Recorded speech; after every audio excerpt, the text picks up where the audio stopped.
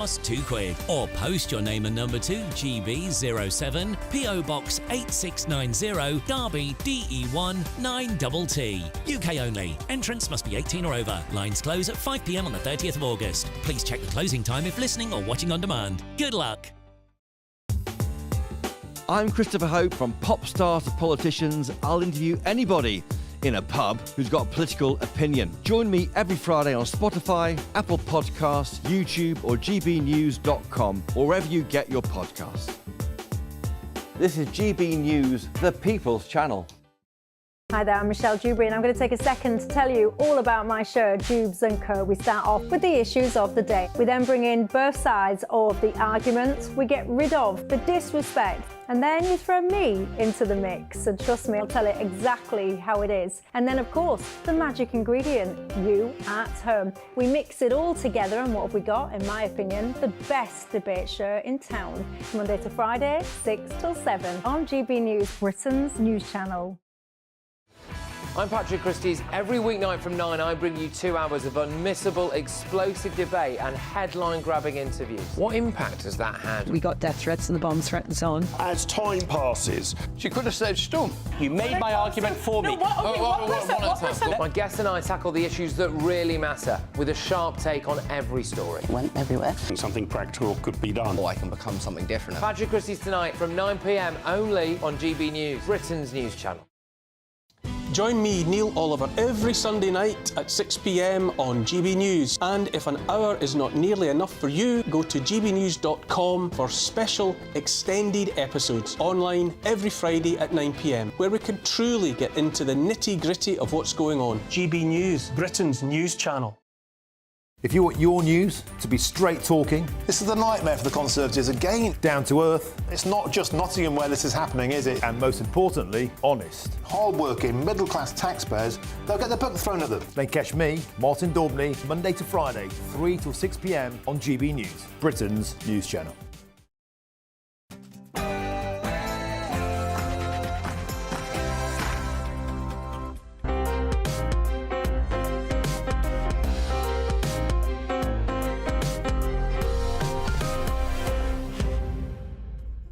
Good morning and welcome to Sunday with Michael Portillo. We are in the month named after Octavius, known as Caesar Augustus, who died on the 19th of August, 14 AD, the first Roman emperor whose reign initiated an imperial cult and ushered in a period largely without armed conflict known as the Pax Romana.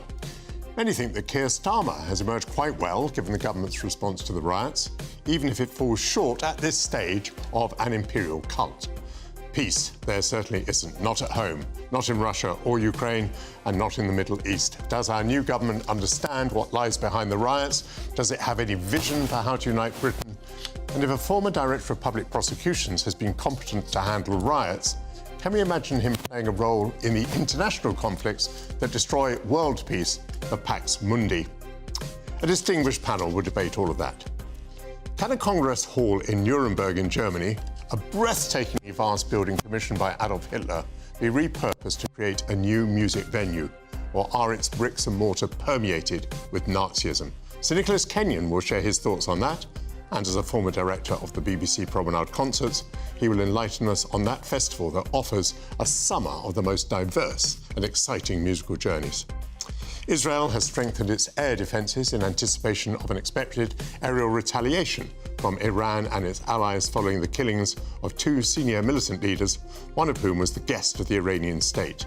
The Israeli spokesman for the Office of the Prime Minister, David Mencer, will join us live. And arts editor of The Express, Stefan Kyriazis, will tell us of his theatrical adventures.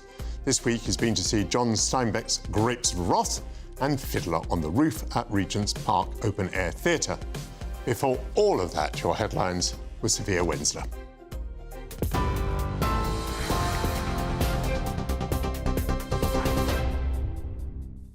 Michael, thank you. Good morning. It's just gone 11 o'clock. I'm Sophia Wensler in the GB newsroom.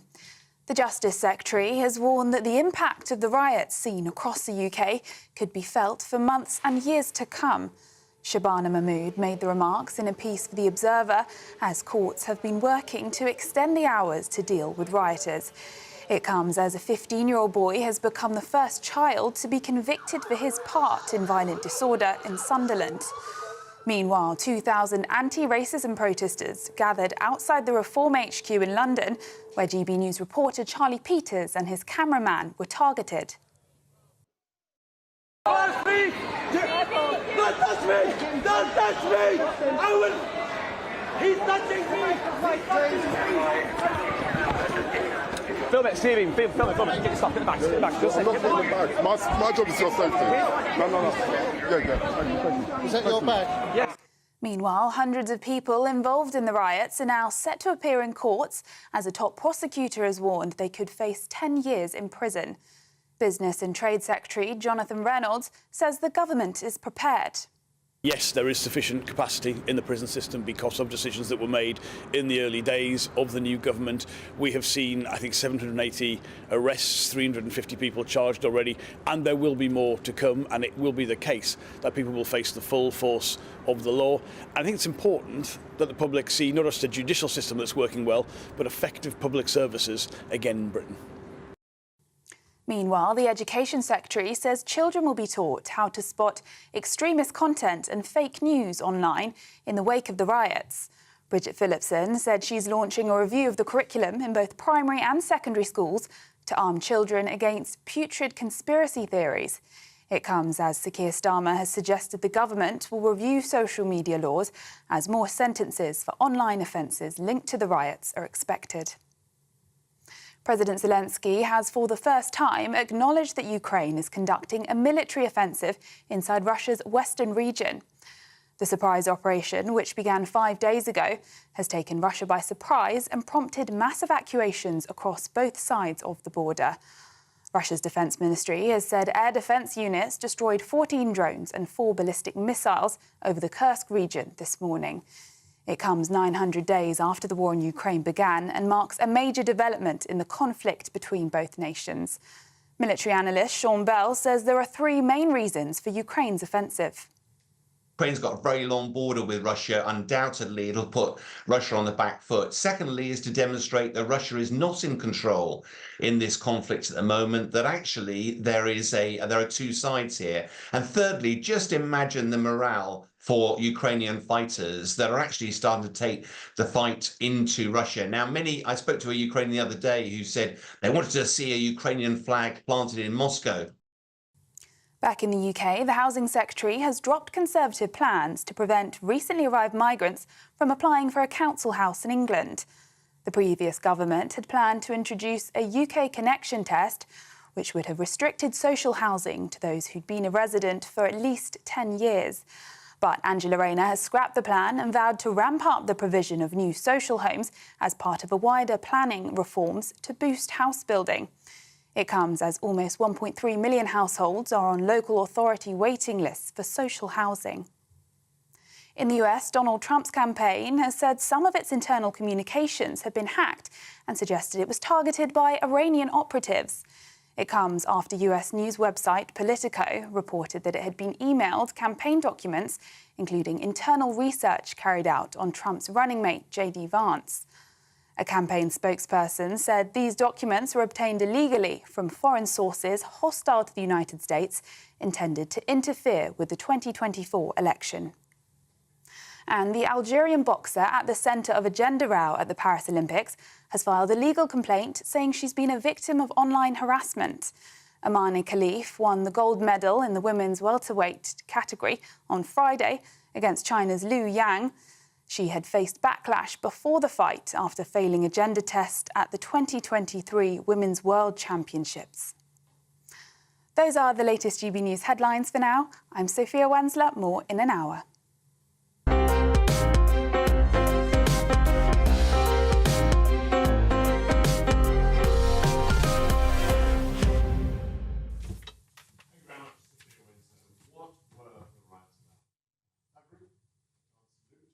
Racism, deprivation, immigration, social media misinformation, broken promises by the government, despair with the democratic process. My guess would be all of those. I'm joined now by Matthew Lazar, former head of broadcast for the Labour Party, deputy political editor and columnist for the Mail on Sunday, Anna Mikhailova, and journalist Hilary Freeman. Welcome to GB News, all of you. Thank you. Matthew, I suppose the Prime Minister must be fairly pleased with the accolades that the government is receiving. They're thought to have handled the riots pretty well. They moved very quickly on the criminal justice system. But maybe something much more complex lies ahead for the government, which is an analysis of what occurred and striking the right posture, or indeed striking the right policy, having a vision for how we bring the country together.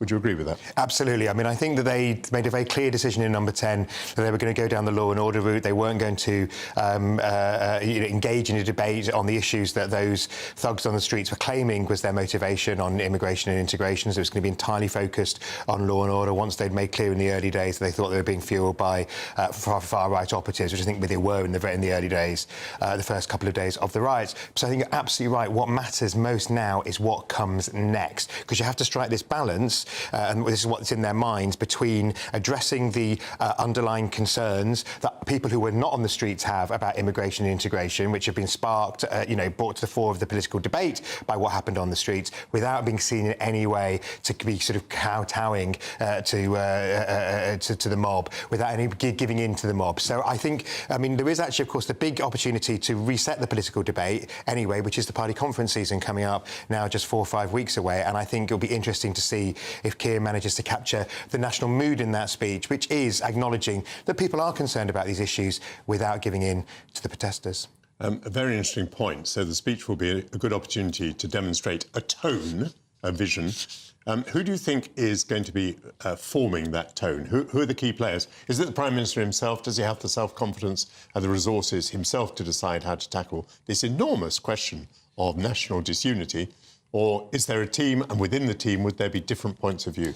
Yeah, so it's interesting with Keir's approach to speeches. He's always very anxious that those around him don't try and make him something he's not. I know he's used the phrase "I'm not Obama." He doesn't want to.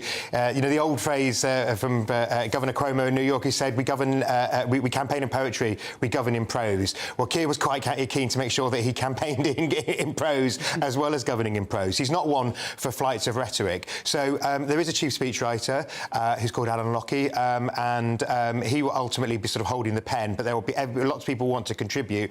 Keir does in a way, some people like Neil Kinnock used to write the whole speeches themselves because it was their shtick. It isn't quite Keir's shtick, but because of that, he likes to keep a close eye on it so that it doesn't go off into either being sort of driven by, to sound like it's written by committee, or go off into flights of rhetorical fancy. And if you're not into poetry, capturing a national mood is quite difficult. So I think that will be the challenge, and they'll be thinking about that already. Hilary, let's not get too obsessed with the party conference speech, because now I think about it, I think it's not till October and we're still in August. So it's late in September, yeah. It's late September. Yeah. It's still more than a month away. And the government has to strike some positions in the interval between now and then. What do you think are the sorts of things that it needs to say to satisfy the maximum number of people? Well, I was going to say one thing I wanted to add to your list of reasons for the riots. I think that you didn't mention is that there have been every week for practically every week for the last 10 months pro-Palestine marches on the streets with lots of disorder, lots of racism, some violence, and people have seen very little has been done about them. And I think that's another reason why people have come out on the streets, because they think, well, if those people are allowed to do this, then why can't we? Fair enough point. So what do you think he needs to say? I think one of the things he needs to do is I think he needs to stop these protests as well. I think he needs to show that he's being fair across the board and not just pander to one section of society. That's not straightforward, because it's perfectly true that there have been racist cries. There has been a lot of unpleasantness. But there hasn't been the burning of vehicles, there hasn't been the storming of buildings, as far as I know, and there is a right to peaceful protest. There have been banks that have been attacked, so there has been some violence. But let's say that, if there's a peaceful protest and people are saying that they support Palestine, it's not easy to close that down. No, indeed. But I think that there is very much a feeling that there is a two-tier policing going on, and I think that has to be put to bed. And I think actually that there were some arrests last week that have shown that. And I think that it has to be shown to be fair. I think that's part of the problem, that people believe that they are being victimised. And putting people in prison so quickly is going to make them feel more that way. Anna, what do you think? What can the Prime Minister say? What can the government do to make people believe that it's on course to bring the nation together and that it understands this vast range of possible grievances? Well, I think they're going to have to start gripping the actual causes, trying to address the root causes, which is much harder to do than just to talk about in opposition. Which are the principal ones in your view? Immigration is a really, really big one. I think, to be honest, that's probably top of the list for most people. We haven't polled everyone who went out and rioted or talked about it or supported them privately, but the fact that we have thousands and thousands of people coming on small boats every single month is top of the list. Also, legal migration. What we saw was the Conservative government oversaw, again, hundreds of thousands of people every year, frankly, without the consent of the British public.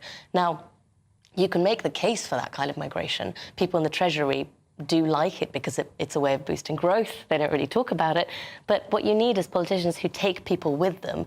You have to make the case. You can't just sort of we almost have a Conservative Party right now, and that's being played out in the leadership contest, where it's like they're looking around saying, oh, we didn't notice that this migration went up. Who did that? They can't look like they've been caught by surprise. They've done it. They need to take ownership of it. And we need our politicians to either tell people why and explain that migration, if it's necessary, is necessary, or cut it down, cut it right down. And I think the problem Keir Starmer faces, the problem with any government, is he would have had a plan for his first 100 days. And top of the list, we know, was trying to smash the gangs, trying to do something, come up with some strategy for tackling the small boats in his way, because he obviously scrapped Rwanda from day one.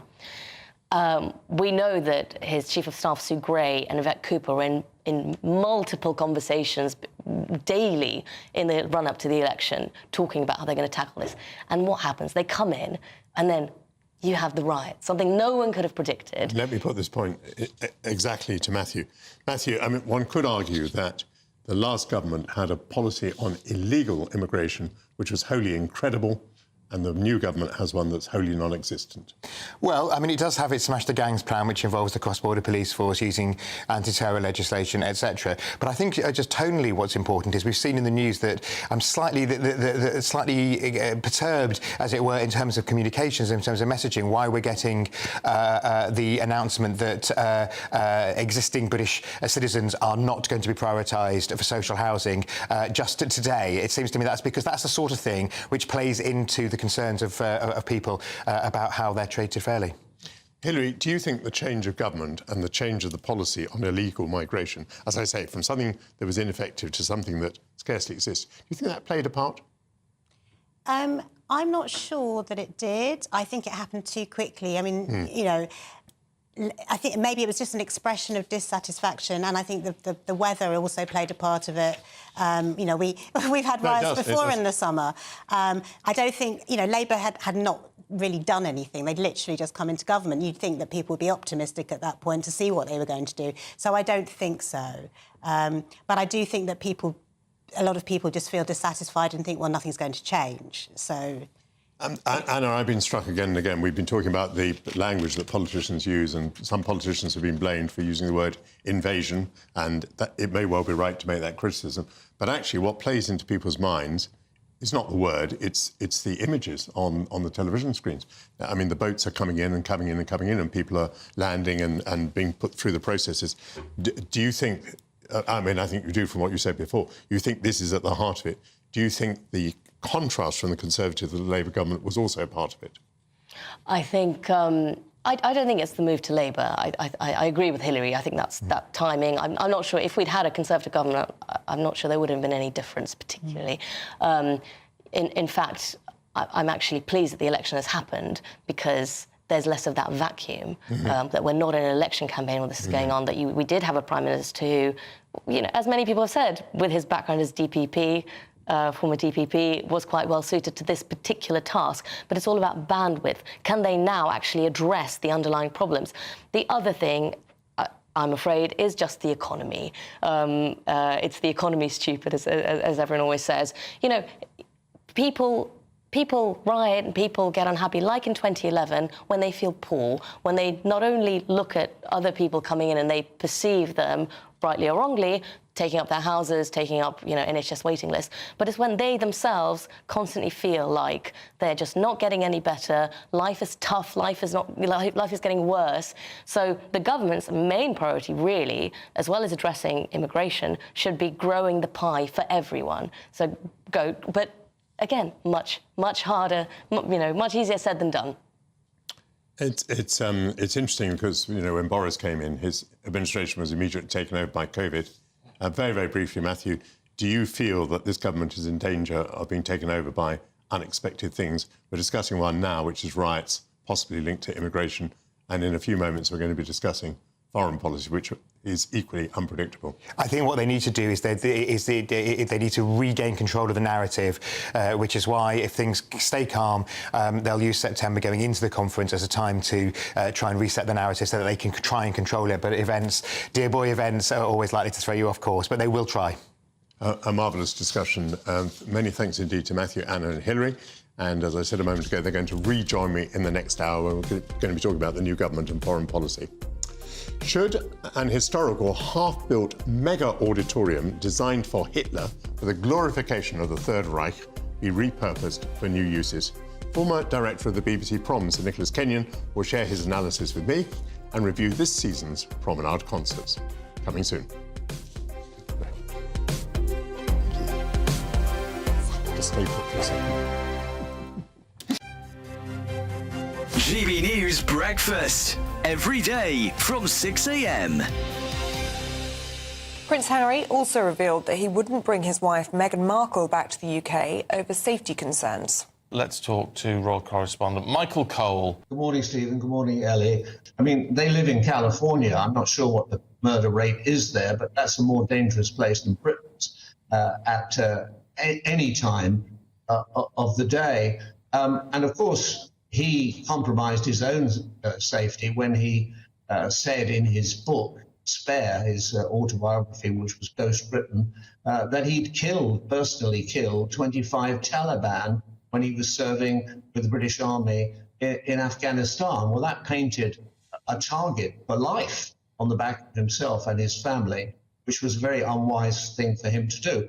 The other thing which struck me, it was that he invoked the name the late Queen, saying that he'd had several conversations with his grandmother, and she'd been very, very supportive in his battle. He sees himself, and it's the word he's used, as a dragon slayer against the popular press, the tabloid press, and he's continuing with that. Of course, his brother, Prince William, has settled, but also in the programme was Hugh Grant. Now, Hugh Grant also has settled, as indeed did I. When I received an apology from News Group. I believe in a free and unfettered press. Newspapers are having a bad time at the moment, losing circulation, losing advertising. Young people don't read newspapers. And so I felt that the right thing to do was to settle. I didn't want to take punitive action against newspapers. GB News, the People's Channel.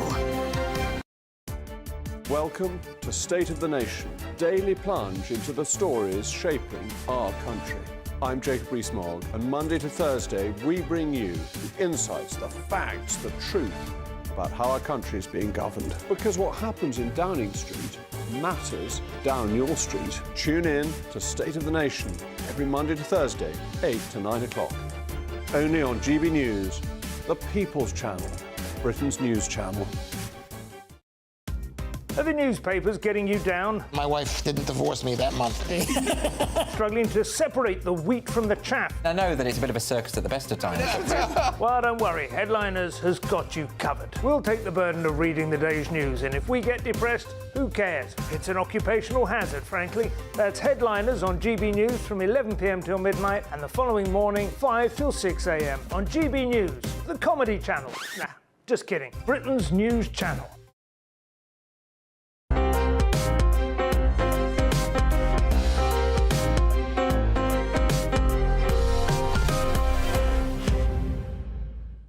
Welcome back to Sunday with Michael Portillo. Controversy howls around a proposal to transform an area of Nuremberg's half-built Nazi Congress Hall into a new opera house.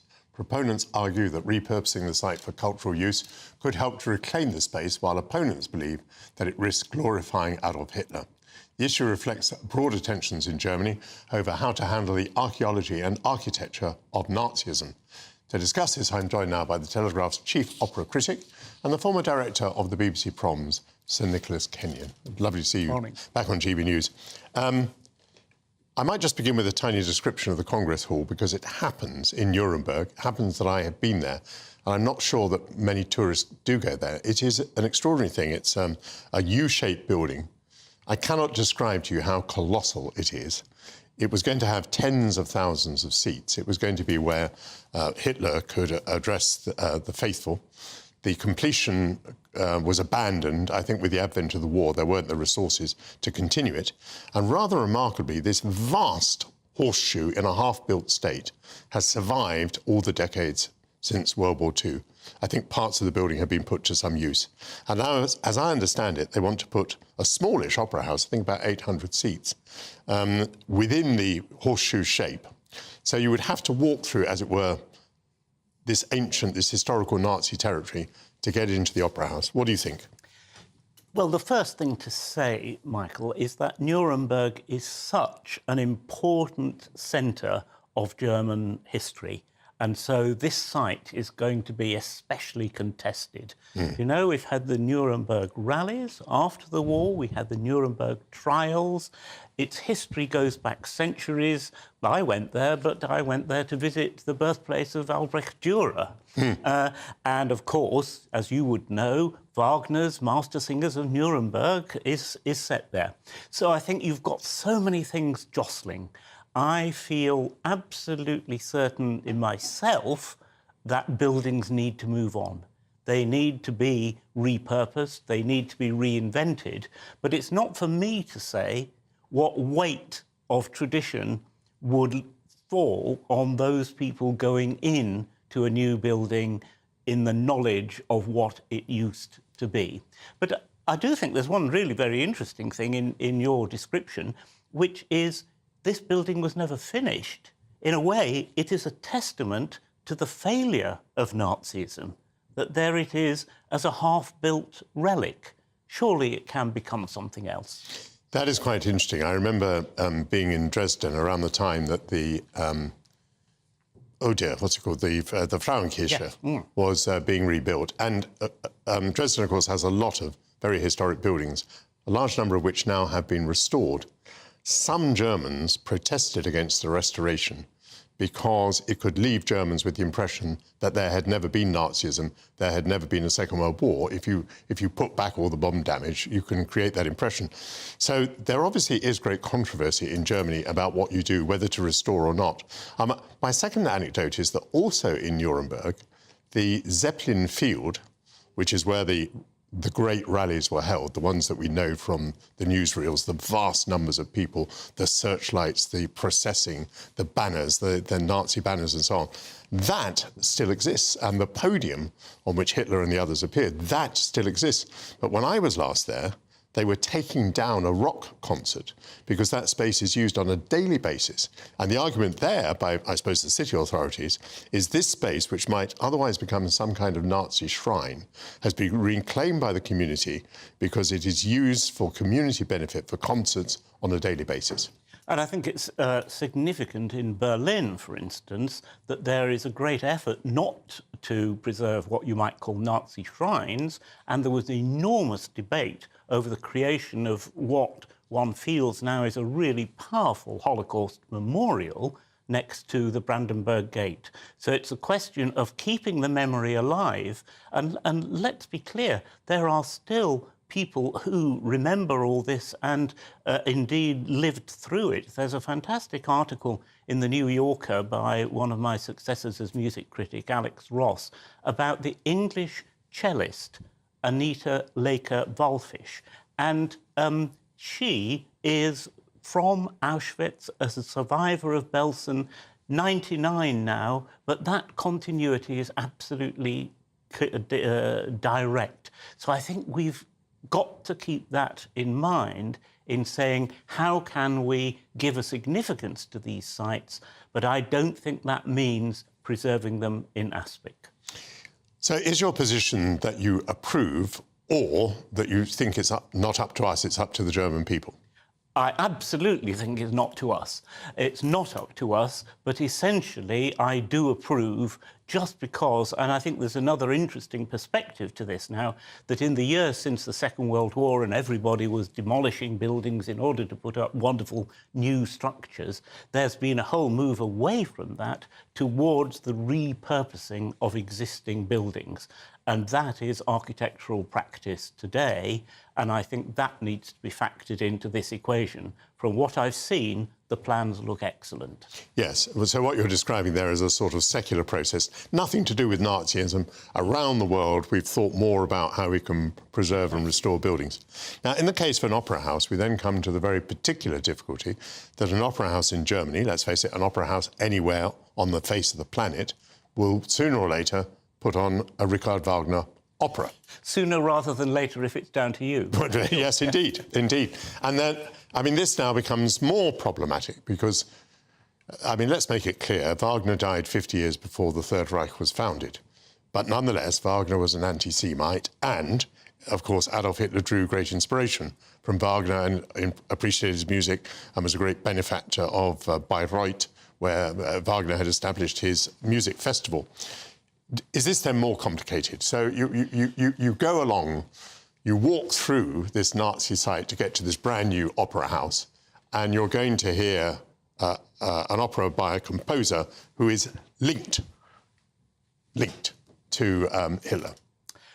But we do not know how such an opera will be presented. There have been extremely interesting productions of Wagner which comment on his anti-Semitism, and I don't think that you can rule out one of the great opera composers of our time, because if you go down that route, who else is going to be cancelled in present-day terms?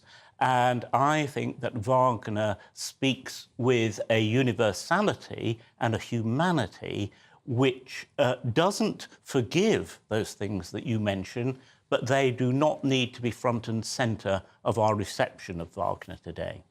Also, a rather obvious point, which was not, I think, grasped by Adolf Hitler, is that in the Ring cycle, the opposites which are posed by Wagner are love and power.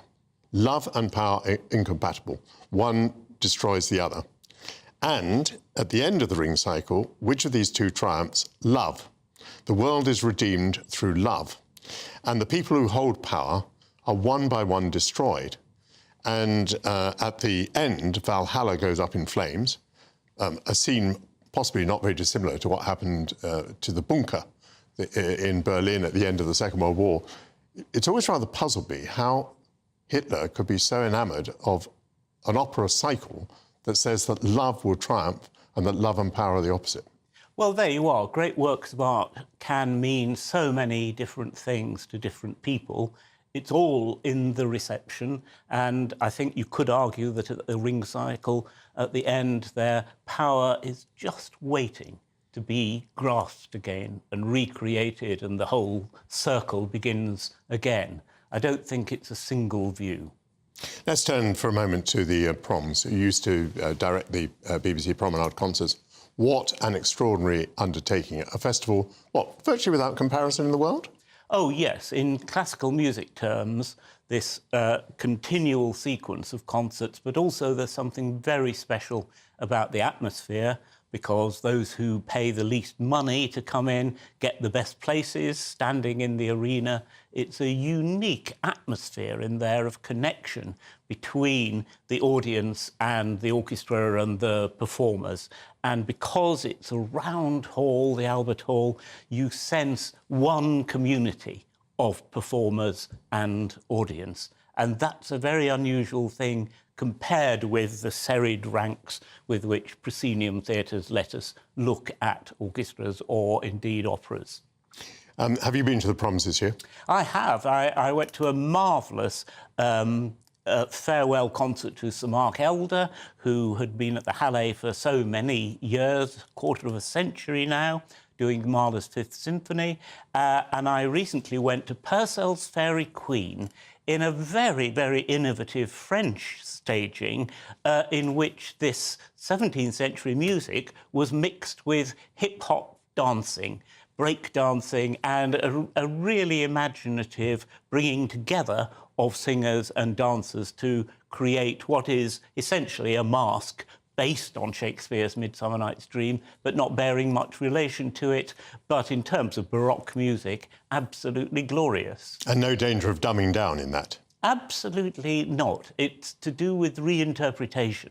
The Proms, of course, are always accused of dumbing down every time they step out of the classical mainstream, but that's a question of reinvigorating the whole season and making it something that is continuously relevant to the way that people are hearing music today. And I mean, to see, which I watched on television, the John Wilson Orchestra playing John Adams's contemporary masterpiece, Harmony Lehrer, just gripping that entire thousands of prom audience so that they were on the edge of their seat.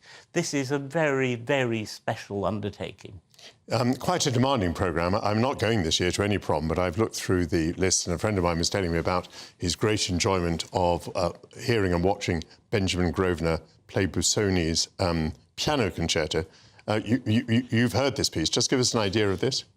It's massive, it's eccentric, it's a unique piano concerto on a larger scale than most piano concertos you could mention, because at the end it involves a chorus as well as a huge orchestra. I never put it on in my time, but it had been put on in the Proms, and it's a sort of rarity that you need to encounter once every 20 years or so to remind yourself how extraordinary it is. And the audience will be there for it, especially when you've got a new young genius pianist like Benjamin Grosvenor, Edward Gardner and the London Philharmonic.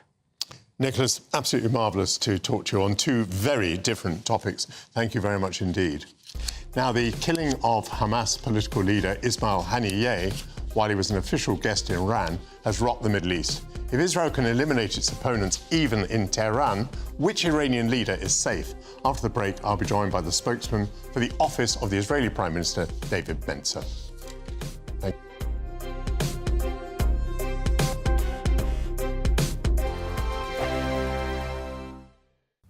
Hello, welcome to your GB News weather update from the Met Office. It's going to be a warm day today, plenty of sunshine on offer, turning even hotter on Monday with the risk of some thundery downpours too. But back to this morning, many places seeing a dry start, and that will continue through the day as well. There is going to be some cloud, especially across the southern areas of England and across southern areas of the coast as well. So mist and fog still lingering here.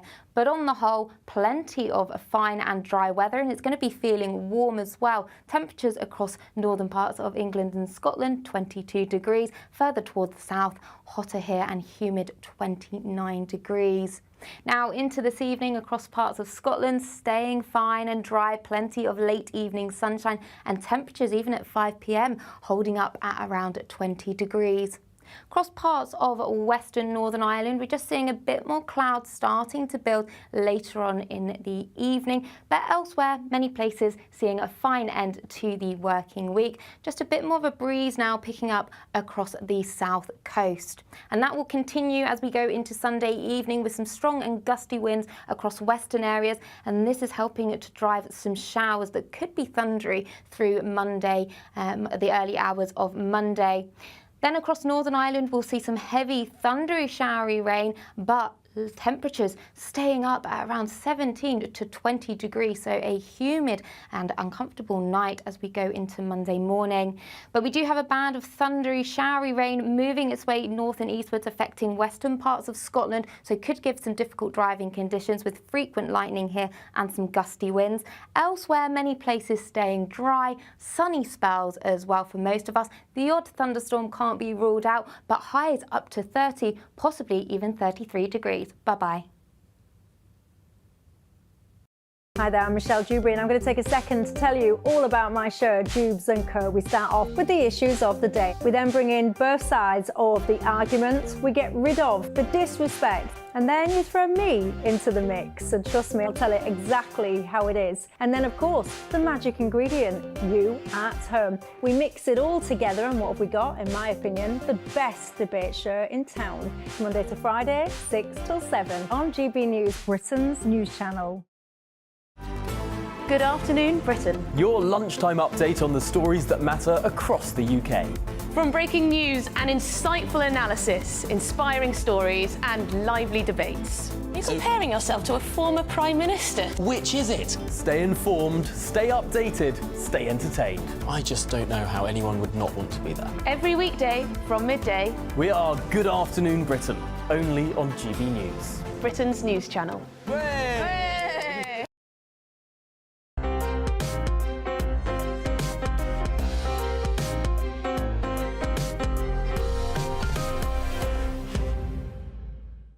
Welcome back. Israel has strengthened its air defences in anticipation of an expected aerial retaliation from Iran and its allies following the killing of 2 senior militant leaders. Israel's much vaunted defences have so far largely blocked airborne assaults from Tehran and its proxies, including the Lebanon-based group Hezbollah, which possesses huge rocket, missile and drone arsenals. Israeli officials expect that the multi-layered system will face its biggest test yet in the days ahead, following a tense wait for the retribution for the killings of Hezbollah commander Fouad Shukra in Beirut and Hamas political leader Ismail Haniyeh in Tehran. A spokesman for the office of the Israeli Prime Minister, David Mencer, joins me now. Welcome to GB News, David. Thank you for joining us this Sunday morning. How would you describe the atmosphere in Tel Aviv, Jerusalem and elsewhere?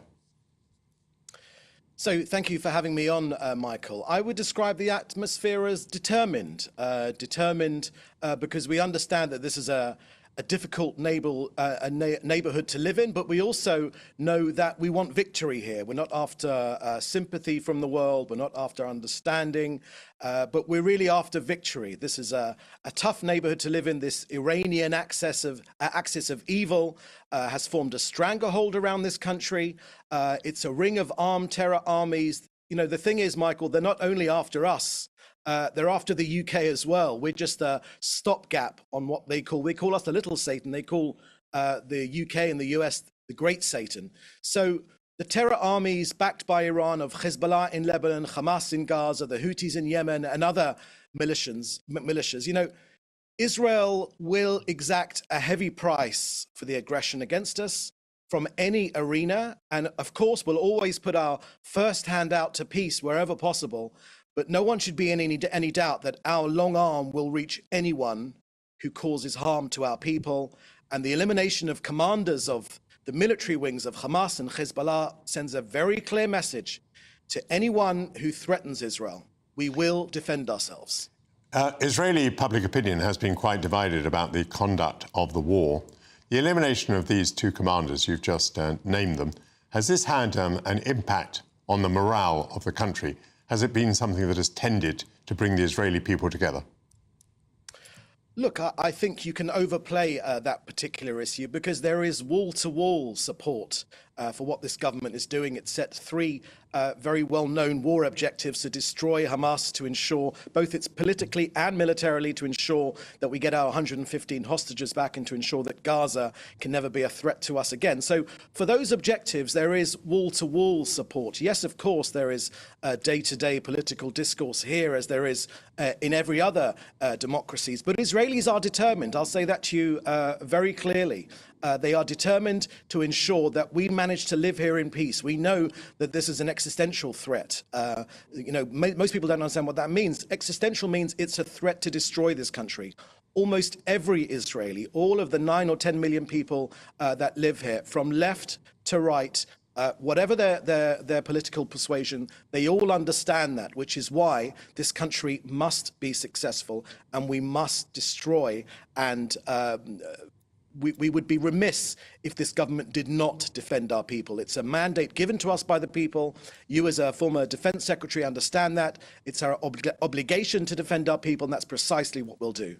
This next question may not be so easy for you to answer, but if I were an Iranian leader and I was plotting revenge against Israel, I might feel the tiniest bit vulnerable, it having been demonstrated that a guest of the Iranian government in Tehran, guarded by the Revolutionary Guard, can be blown up. Do you have any comment on that? So I can't comment on that particular issue, but what I can tell you is that, you know, our enemies, they know how to fight us. They know that we value human life as precious. You know, Hamas and Hezbollah, they're not upset that Gaza or civilians have been killed. They're only upset that more of them have been killed. They're upset that more of Gaza has not been destroyed. They prefer 10 times more Gazans killed. So, you know, Hamas and Hezbollah and their terrorist leaders in Tehran, they need to understand that we're not going anywhere.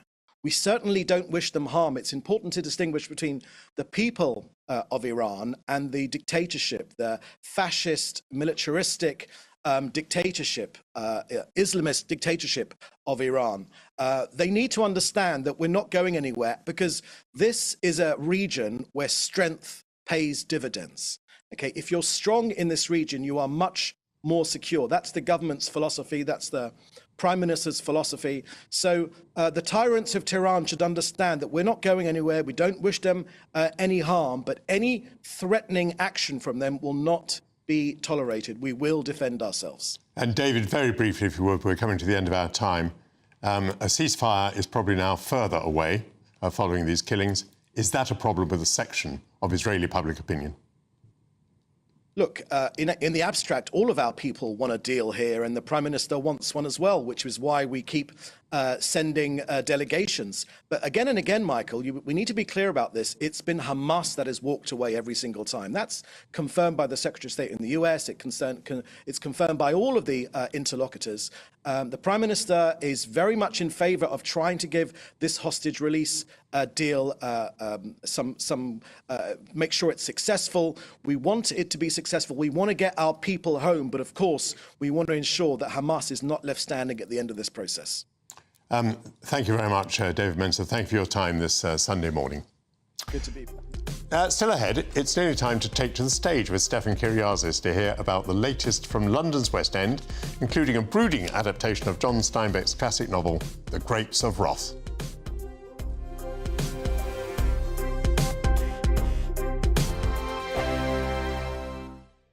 Sunday nights on GB News. From 6, Neil Oliver. At 7, it's Free Speech Nation with Andrew Doyle. At 9, Mark Dolan. And at 11, get set for the week ahead with headliners. Tomorrow's papers tonight. GB News, the People's Channel, Britain's news channel. Sir Jacob Rees-Mogg's State of the Nation. Monday to Thursday from 8 p.m. A court on Wednesday ruled that a teenager was wrongly ignored before being forced into end-of-life care. Sudiksha Thirumalesh, who was 19, died last year after being prevented from travelling abroad for treatment after doctors said her condition was incurable. Doctors said Ms.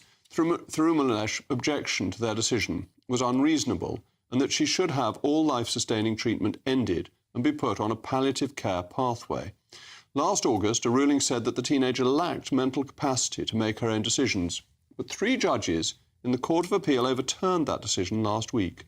Lawyers said the move reaffirms the right of patients to disagree with their doctors.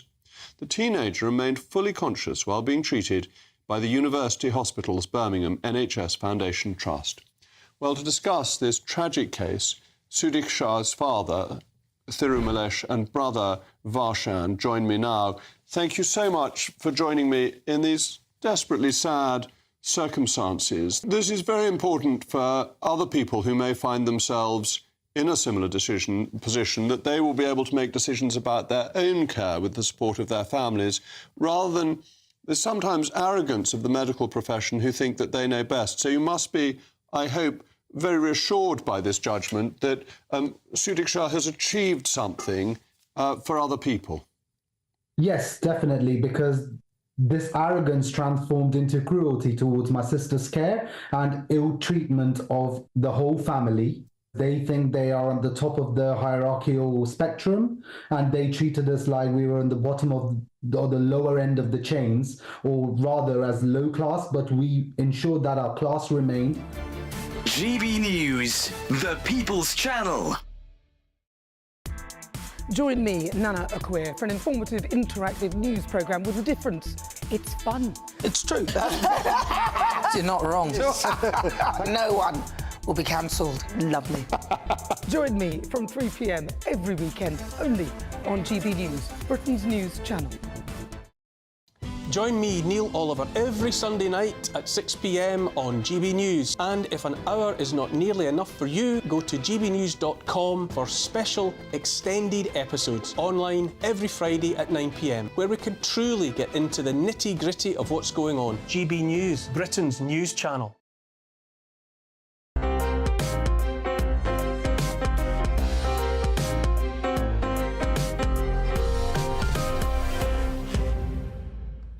Welcome back.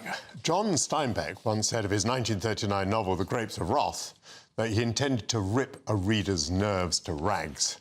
Well, GB News sent its famously delicate Stefan Kyriazis to see an adaptation of the work in a London theatre, and somehow he's made it into the studio today. Are your nerves jangling? My Stefan? nerves are entirely intact, which may be a problem. We've got a little trailer of two of the characters just doing a small scene to give you a little feeling of the production, and then I shall expand. But here's a little look at it all. We're going to have to... we're going to talk over some pictures, apparently. OK, So you can talk away. I can talk away. So you can see... Give people a tiny background about The Grapes of Wrath. It's about the Depression, isn't it? Yes, it's the Great Plains, which were absolutely ravaged by droughts. They'd completely overfarmed the topsoil, so they had all these huge dust storms, and basically the farms were worthless. So they reckon in the 1930s, about 3.5 million people left this huge central agrarian area of America. And this is a very poor, white working region. Often, many of them headed for the coast to California to this dream of orange groves, white houses, plentiful work. And we focus in on the Joad family. Very poor, very working class. Tom Chode has just got out of prison for homicide in self-defence, and he's played by one of the Treadaways, Luke Treadaway, who I confused with his twin Harry. Understandably. They are identical. And they're both great actors. And so they pack everything into this kind of old-fashioned jalopy. It's a bit like Beverly Hillbillies, but not humorous. And I think there's about 13 people crammed, hanging off the sides, and they embark on this odyssey across the country. So there's all these huge themes about migration, about prejudice. They are viewed as an underclass by other Americans. So although they're migrants, they're not quite immigrants, but they're treated very poorly as almost subhuman. Terrible things happen along the way. When they get there, the dream turns out to be false, the pay is terrible, and then very often when they take the job the next day, the pay is halved and they have no choice. So it's not even subsistence. It's a terrible life. It's a very angry novel. It's an angry, dark novel. It's a big novel. So my problem with all of this, Frank Galatti's 1998 production, it's very long, but it's very crammed. And sometimes he feels slow and over-crammed, and most of the characters get one kind of moment, and there seems to be an awful lot of monologuing. We never really get this kind of ties that bind. It's about family at the root of it, and kind of social binding, what binds people together. And I didn't feel for many of the people. And, you know, there's 2 deaths, someone wanders off, and there's this critical final scene, which was dropped from the film, and it is quite disturbing, and I won't spoil it. And there were moments like that scene when you could hear a pin drop. It really came alive. There's a fantastically staged storm. There's a beautiful pool in the stage. And there were these little moments where you're like, this is what it could be. But I just never felt anything. And that was very disappointing for the themes. I think we'll move on. Where is it so that people know where not to go? This one's on at the National Theatre until September the 14th. And yeah, it's a pass from me on that one. And then we're continuing again, themes of migration, the working poor, agrarian, people being evicted, forced out of their homes. Very differently handled. It is, of course, Fiddler on the Roof. Right. And I don't know if we have any footage of that to show. We've got some pictures. We've got some pictures of that one, which is absolutely glorious. Now, this is at Regent's Park Open Air Theatre open-air theatre. And I often have problems with this venue because it is glorious, and you've got this huge backdrop of the park, and you're in this semicircle amphitheatre, and a lot of productions seem to work against it. This does not. The staging, you can see, it's almost like a wheat field has been peeled up and it's set underneath it, but there's also a slope beyond of wheat and wildflowers coming down, and characters enter, cycle down through that slope. The famous fiddler himself comes through it. He also fiddles on the top of it. And there's this feeling, there's kind of Tevye, the milkman, the central character, his milk cart often sits right on the corner, and there's this feeling that just around that corner is the village. You massively get this feeling, sense of place, which I loved. It was glorious. Set is wonderful. Cast are all very strong. It's the story of Tevye and his daughters, 1905, Russia, and it's the clash between tradition. All of his daughters want to marry unsuitable men. They don't go through the matchmaker. So he's struggling with all this change, and against that, Tsarist Russia is about to throw out all of the Jews. So there are some very dark themes there, but quite a lot of comedy too? It's handled very lightly. For me, the Tevye was just a little bit too light for me.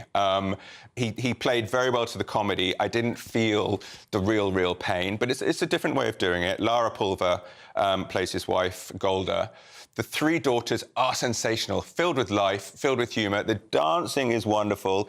The big wedding scene with the party and the bottle dance, incredible. There's a famous dream where they have to fake out the wife, stunningly staged.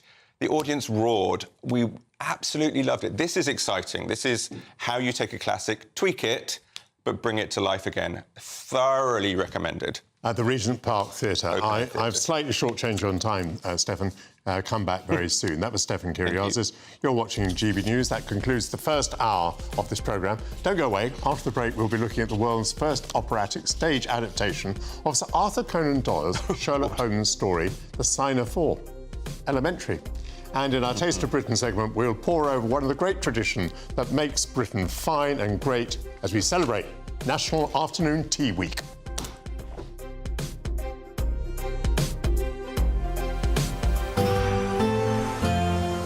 A brighter outlook with Box Solar, sponsors of weather on GB News.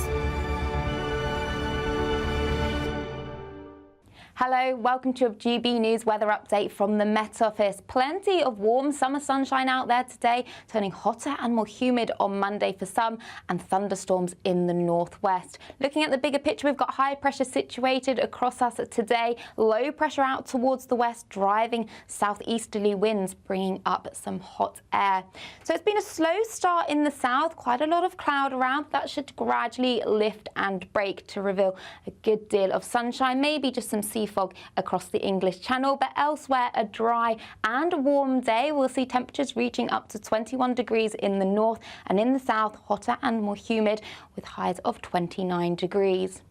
Now, as we go through this evening, plenty of sunshine still on offer to end the day. So across parts of Scotland, many places seeing sunny spells. We've got highs even up to 20 degrees by 5 p.m.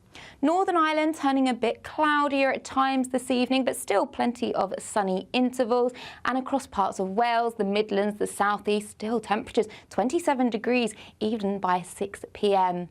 Now, through tonight, we will see a breeze picking up, especially across the English Channel and across western areas, and we'll see some thunderstorms moving their way northwards as well. We have got some thunderstorm warnings out, especially across Northern Ireland, northeastern England and across Scotland, with thundery downpours. Could be quite torrential, frequent lightning and gusty winds.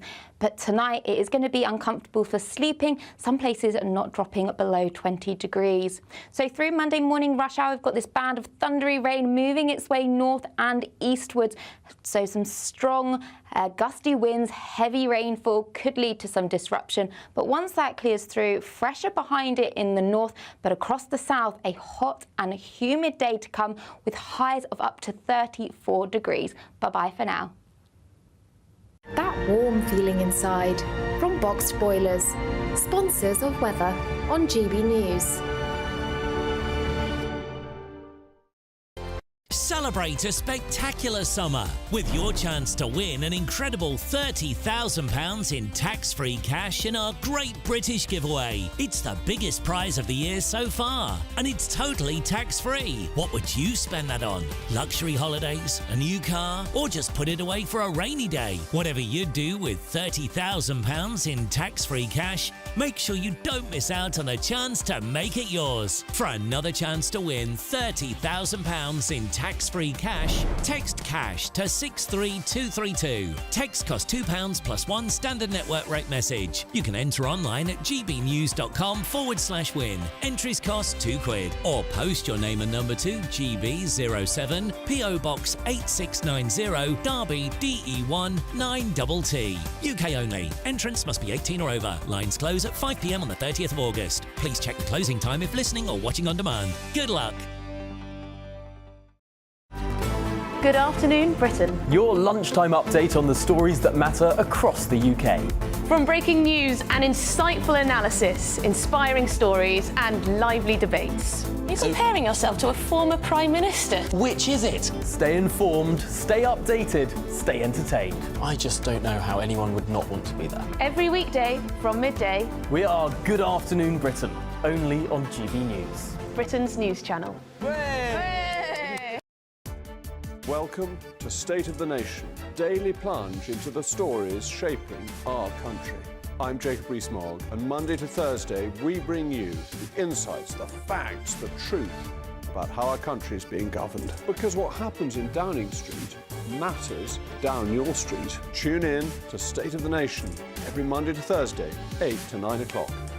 Only on GB News, the People's Channel, Britain's news channel. Join me, Camilla Tominey, for a frank and honest discussion with those in power that cuts through the spin and gets to the heart of the issues shaping our nation. You haven't confirmed that you want to stand as leader, but you haven't ruled it out either. This report basically says that he's not fit to stand trial. Is he indecisive? Incompetent? I deliver the dose of reality Westminster needs. That's the Camilla Tominey Show at 9:30 every Sunday on GB News. The People's Channel, Britain's news channel. Hi there, I'm Michelle Dewberry, and I'm going to take a second to tell you all about my show, Jubes & Co. We start off with the issues of the day. We then bring in both sides of the argument. We get rid of the disrespect, and then you throw me into the mix. And trust me, I'll tell it exactly how it is. And then, of course, the magic ingredient, you at home. We mix it all together, and what have we got? In my opinion, the best debate show in town. Monday to Friday, 6 till 7 on GB News, Britain's news channel.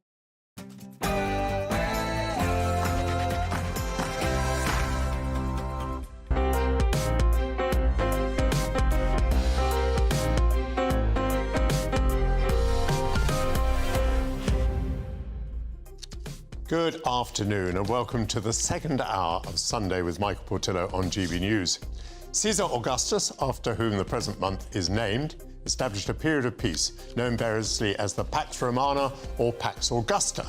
With our new Labour government, it may be too much to hope for a Pax Quirana, but what role can a British government with a huge majority play in promoting peace in Eastern Europe or the Middle East? Is he perhaps in foreign policy matters Starmer the Unready? My distinguished panel of analysts will return to the fray. How often have I said to you that when you have eliminated the impossible, whatever remains, however improbable, must be the truth? Can Sir Arthur Conan Doyle's words from the Sherlock Holmes story The Sign of Four be translated into an opera? The Northern Opera Group in Leeds has created the world's first home-inspired work.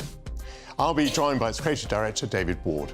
The artist Tamta Mosulishvili works to translate ideas, concepts, memories, and experiences into artworks which are then printed onto silk. She will slide smoothly into the studio.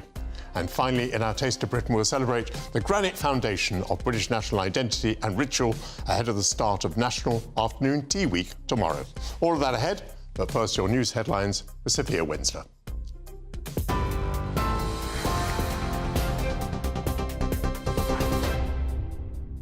Michael, thank you. Good afternoon. It's just gone 12 o'clock. I'm Sophia Wensler in the GB newsroom. The Justice Secretary has warned that the impact of the riots seen across the UK could be felt for months and years to come. Shabana Mahmood made the remarks in a piece for The Observer as courts have been working to extend the hours to deal with rioters. It comes as a 15-year-old boy has become the first child to be convicted of his part in violent disorder in Sunderland. Meanwhile, 2,000 anti-racism protesters gathered outside the Reform HQ in London, where GB News reporter Charlie Peters and his cameraman were targeted. Don't touch me! Don't touch me! I will... He's touching me!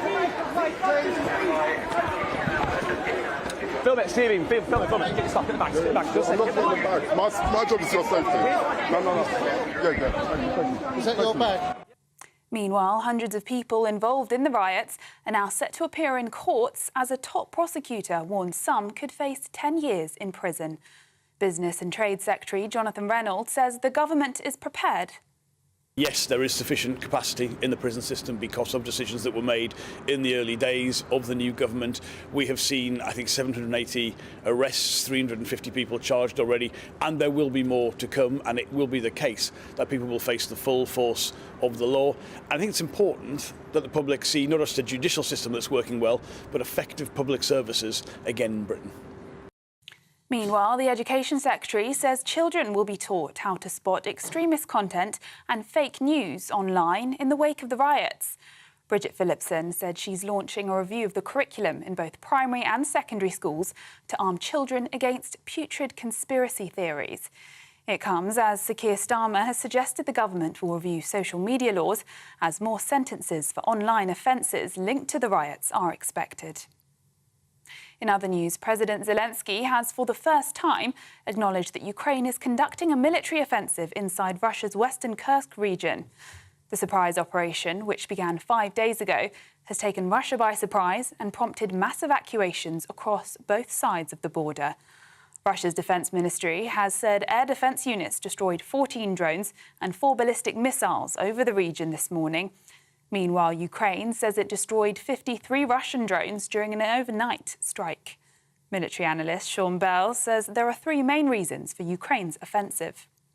Ukraine's got a very long border with Russia. Undoubtedly, it'll put Russia on the back foot. Secondly, is to demonstrate that Russia is not in control in this conflict at the moment, that actually there are 2 sides here. And thirdly, just imagine the morale for Ukrainian fighters that are actually starting to take the fight into Russia. Now, I spoke to a Ukrainian the other day who said they wanted to see a Ukrainian flag planted in Moscow.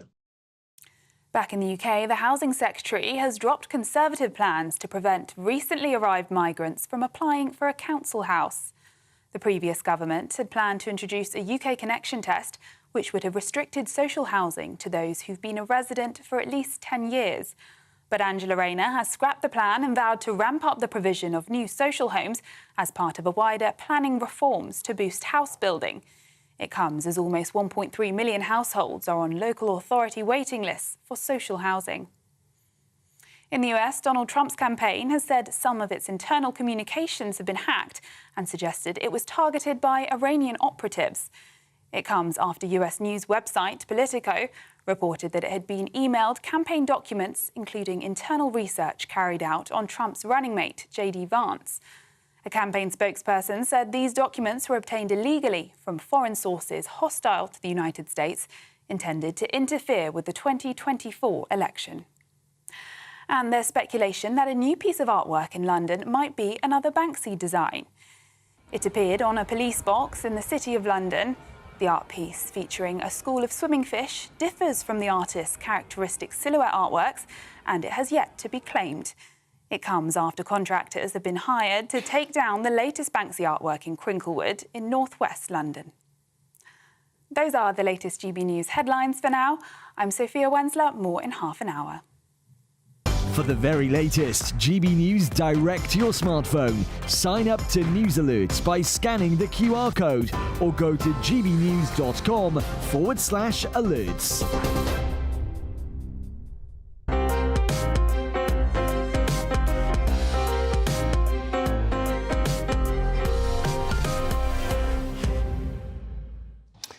Few prime ministers were better trained to deal with a riot than the former Director of Public Prosecution, Sir Keir Starmer.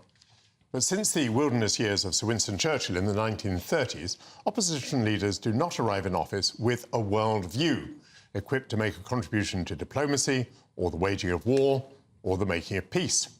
Sir Keir has to deal with anti-Zionism in his party, and will have to handle either Kamala Harris or Donald Trump, whose foreign policies appear to be very different. Can Keir be a Boris to President Zelensky? Could he persuade the Donald not to dump Ukraine? Can he maintain Britain's traditional support for Israel? I'm rejoined by Matthew Lazar, Anna Mikhailova and Hilary Freeman. Welcome back to you all. Hilary, Sir Keir Starmer had some disciplinary problems with the Labour Party at the start of the Gaza campaign, when many people were calling for a ceasefire at that time. He pretty much held the line. During the general election, of course, some former Labour MPs found that they lost their seats to candidates who campaigned on the Gaza question. To what extent do you think, then, the delicacies of the Labour Party positions are an influence on Sir Keir Starmer's foreign policy? Does he have a free hand when it comes to dealing with Israel? I don't think he does have a free hand, and I think he's finding it very difficult to navigate. One thing I would take issue with your use of the word anti-Zionism. I think it's anti-Semitism. Anti-Zionism is now the buzzword for anti-Semitism. You know, there was an anti-Semitism problem in Labour which was recognised and dealt with, but I think there are still remnants of that in the Labour Party, and it's now being framed as anti-Zionism because of the war in Gaza. I think that a lot of people feel, I mean, from hearing from both sides, that the Jewish community feel that they've been let down because of the talk about banning arms sales to Israel, the talk about stopping the objection to the ICC arrest warrant for Netanyahu, and I think the people on the other side of the coin feel let down as well, from just what I've seen on social media, that that he's pro-Israel. So I think it's very, very difficult for him. I mean, one thing that will have helped him is that several of the MPs that would have been a problem in regards to Israel and Gaza kind of lost the whip through their own voting against the child benefit vote a few weeks ago, straight after the King's speech, wasn't it? So that, in a way, that they've done him a favour, because a lot of those people would have been very, very vocal. Well, you say they've done him a favour. I mean, he was tough at the beginning. I mean, yes, he could see the overall benefit of excluding these people from the Labour Party whip. Yes. He had the majority that he could easily afford that luxury. Yes. He has driven, I think, a lot of anti-Semitism out of the Labour Party. Yes, Jeremy indeed. Corbyn today is not a Labour Member of Parliament. No. And as I say, he pretty much held the line on the ceasefire question. Why are you so despondent, or why are you so down on Keir? I'm not down on Keir. I'm anxious. I want to see what he's going to do. And I think he needs to be firmer on the fact that Israel is our ally, and that this is a war that we should. This is a war. This is not a genocide, and he has to stand up firm against those when people are saying that. Let's put that to Matthew. Does it strike you that Jewish voters, amongst many others, may be anxious about what the Labour government's position is going to be vis-à-vis Israel because of the complexities within the Labour Party? Well, I can certainly understand why people, reflect on those complexities, and it is a complex situation. I think there's a bit of it would be wrong if anybody would read over from a hardening on the stance of Israel on Israel because of the actions of the Israeli government versus for political motives. I wouldn't put two and two together in terms of the repercussions of what happened at the election with Muslim voters versus any hardening of the stance on Israel. I think that Labour will remain absolutely committed to Israel's right to defend itself, but to defend itself in a way that respects international law and protects civilians as much as possible. There's a curiosity here, because I read out a moment ago, I drafted the idea that Britain is traditionally pro-Israeli, which I think is still true. But actually, we know that the Foreign Office... I was going to say, absolutely not. absolutely stuffed with Arabists. And the overall attitude of the Foreign Office is not pro-Israeli. How do you think Keir will deal with that?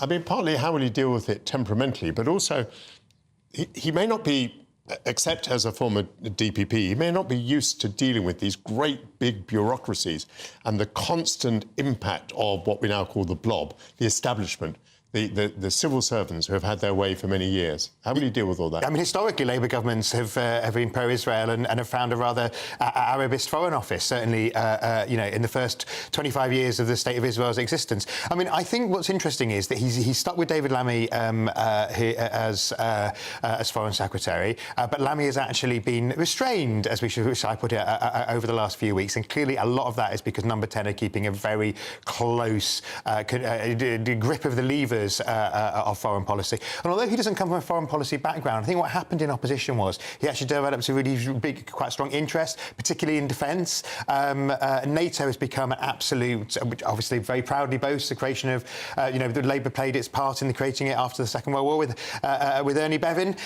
So I think that will remain the centrepiece. And in terms of his relationships internationally, the biggest thing that any leader respects, including the Donald, is a winner.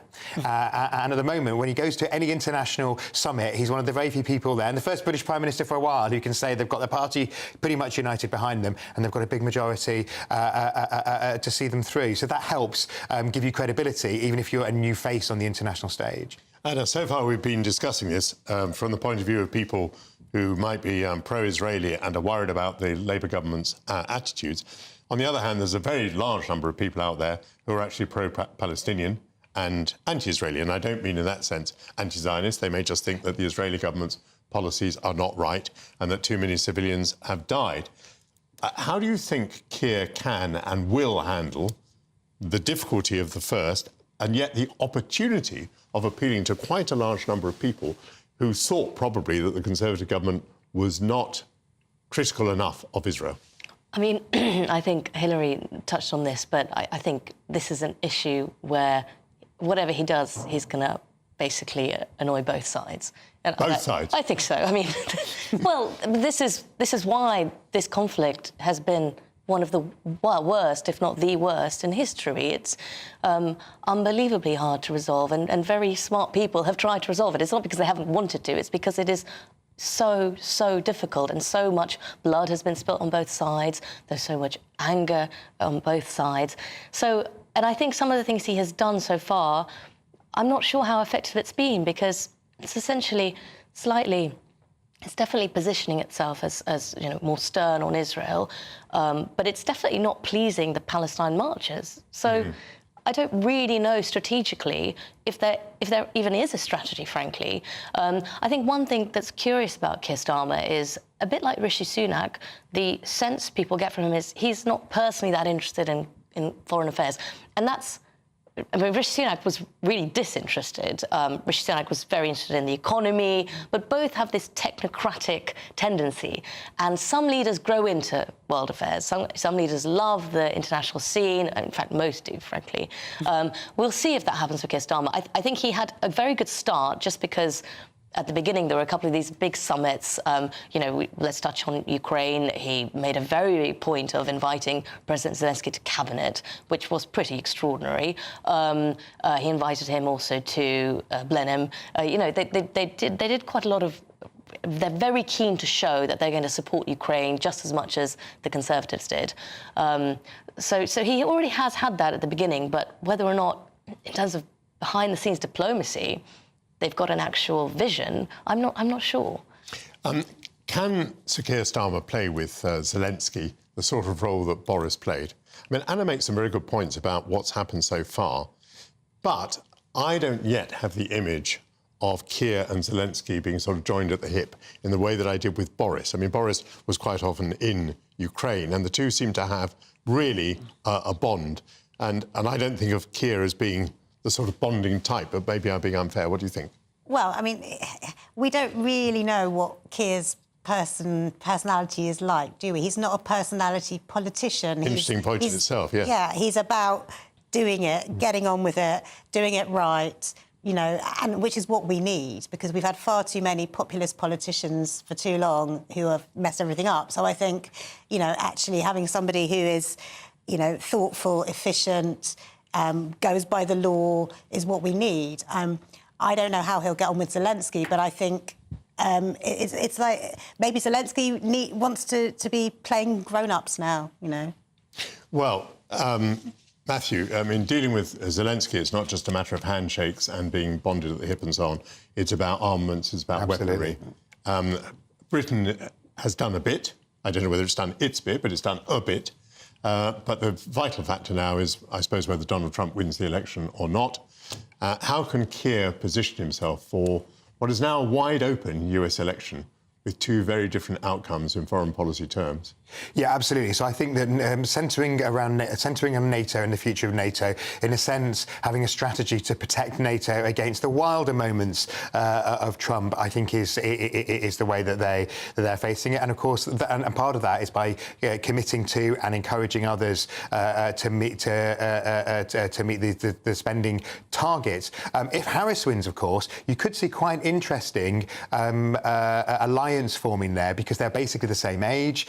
I mean, obviously, Biden was actually quite interested in British politics, and there was quite a lot of, dealings with the Biden camp. But obviously, he's older, whereas the sort of Harris energy, I think, would translate. And you could see a bit of a sort of the Clinton-Blair thing, version 2. But let's suppose, Matthew, for a moment that Donald Trump wins. There's a very European argument that you cannot possibly impose a peace settlement on Ukraine. We remember the Munich settlement of 1938, when we sold out a small country, when we said to a small country, you have to settle for the territory that has been seized by an aggressor. Now, possibly Donald Trump doesn't have that sensitivity. Can you imagine Sir Keir Starmer sitting down with Donald Trump and explaining that European perspective, that we believe that if you give territory to the aggressor will be back before very long for more territory? No, actually, I can. And I think, crucially, that could be the biggest test that he faces, because, in a sense, the defining moment for the Blair government was his relationship with the Republican American president, and arguably one that he got wrong by getting too close and not being sceptical enough and not outlining a position that was uniquely British. So I think that not saying absolutely yes to everything that comes from a Trump presidency, whilst having very different mood music to David Lammy tweets, by appearing to be positive but being prepared to utilise the fact that Starmer ain't going nowhere for the duration of a Trump presidency. So therefore, even in his wilder moments, Trump knows he's going to have to deal with a guy who is his biggest friend in the room, even if it's a more critical friend. Anna, you were nodding quite a lot there. At what were you nodding? It's nice that somebody nods at me. I think the point about the Blair comparison is very right, but I would temper it with I think chemistry is so important with leaders. I just do not see Donald Trump and Keir Starmer having that chemistry. I mean, do you see it? Can they have a spark? And I think Trump is someone who needs that a little bit. I agree with Matthew that he respects winners, so there's already that, but he needs a bit more, and whether or not Keir Starmer will actually be able to have influence with him, assuming he does win, remains to be seen, I think. Chemistry apart, do you see him standing up to the American president, whichever person is American president? Yeah, I can see him playing an important role, just less about what's going on in Britain, more about what's going on in Europe. I mean, France has so many problems right now, Italy, Germany as well.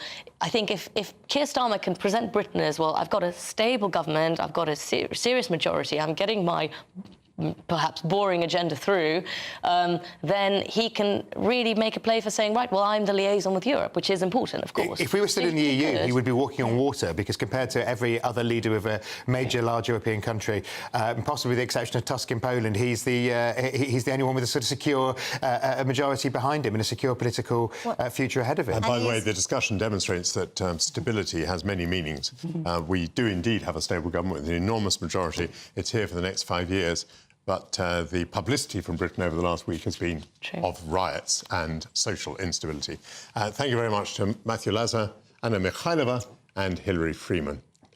Is translating the work of Sir Arthur Conan Doyle onto an operatic stage elementary, novel or a pipe dream? Creative Director of the Northern Opera Group, David Ward, will be here to enlighten us all on the company's new venture in Leeds. We'll be back in 3 minutes. Thank you. Martin Daubney, weekdays from 3 p.m. A lot of people will be saying 22%, inflation's 2%. This is inflation busting. It's a massive pay rise with £2.7 trillion in national debt and rising. This costs £1 billion a year, £5 billion over the term of the Labour government. Why on earth do junior doctors deserve it? Junior doctors have been overworked and underpaid for many years now.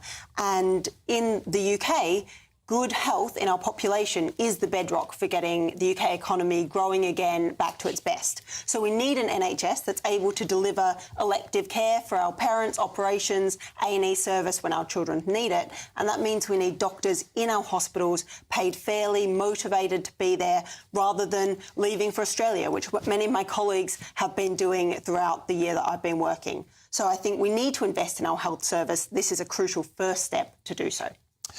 What about the notion that a lot of people are saying, wow, hey presto, as if by magic, this has been resolved 5 minutes into a Labour term.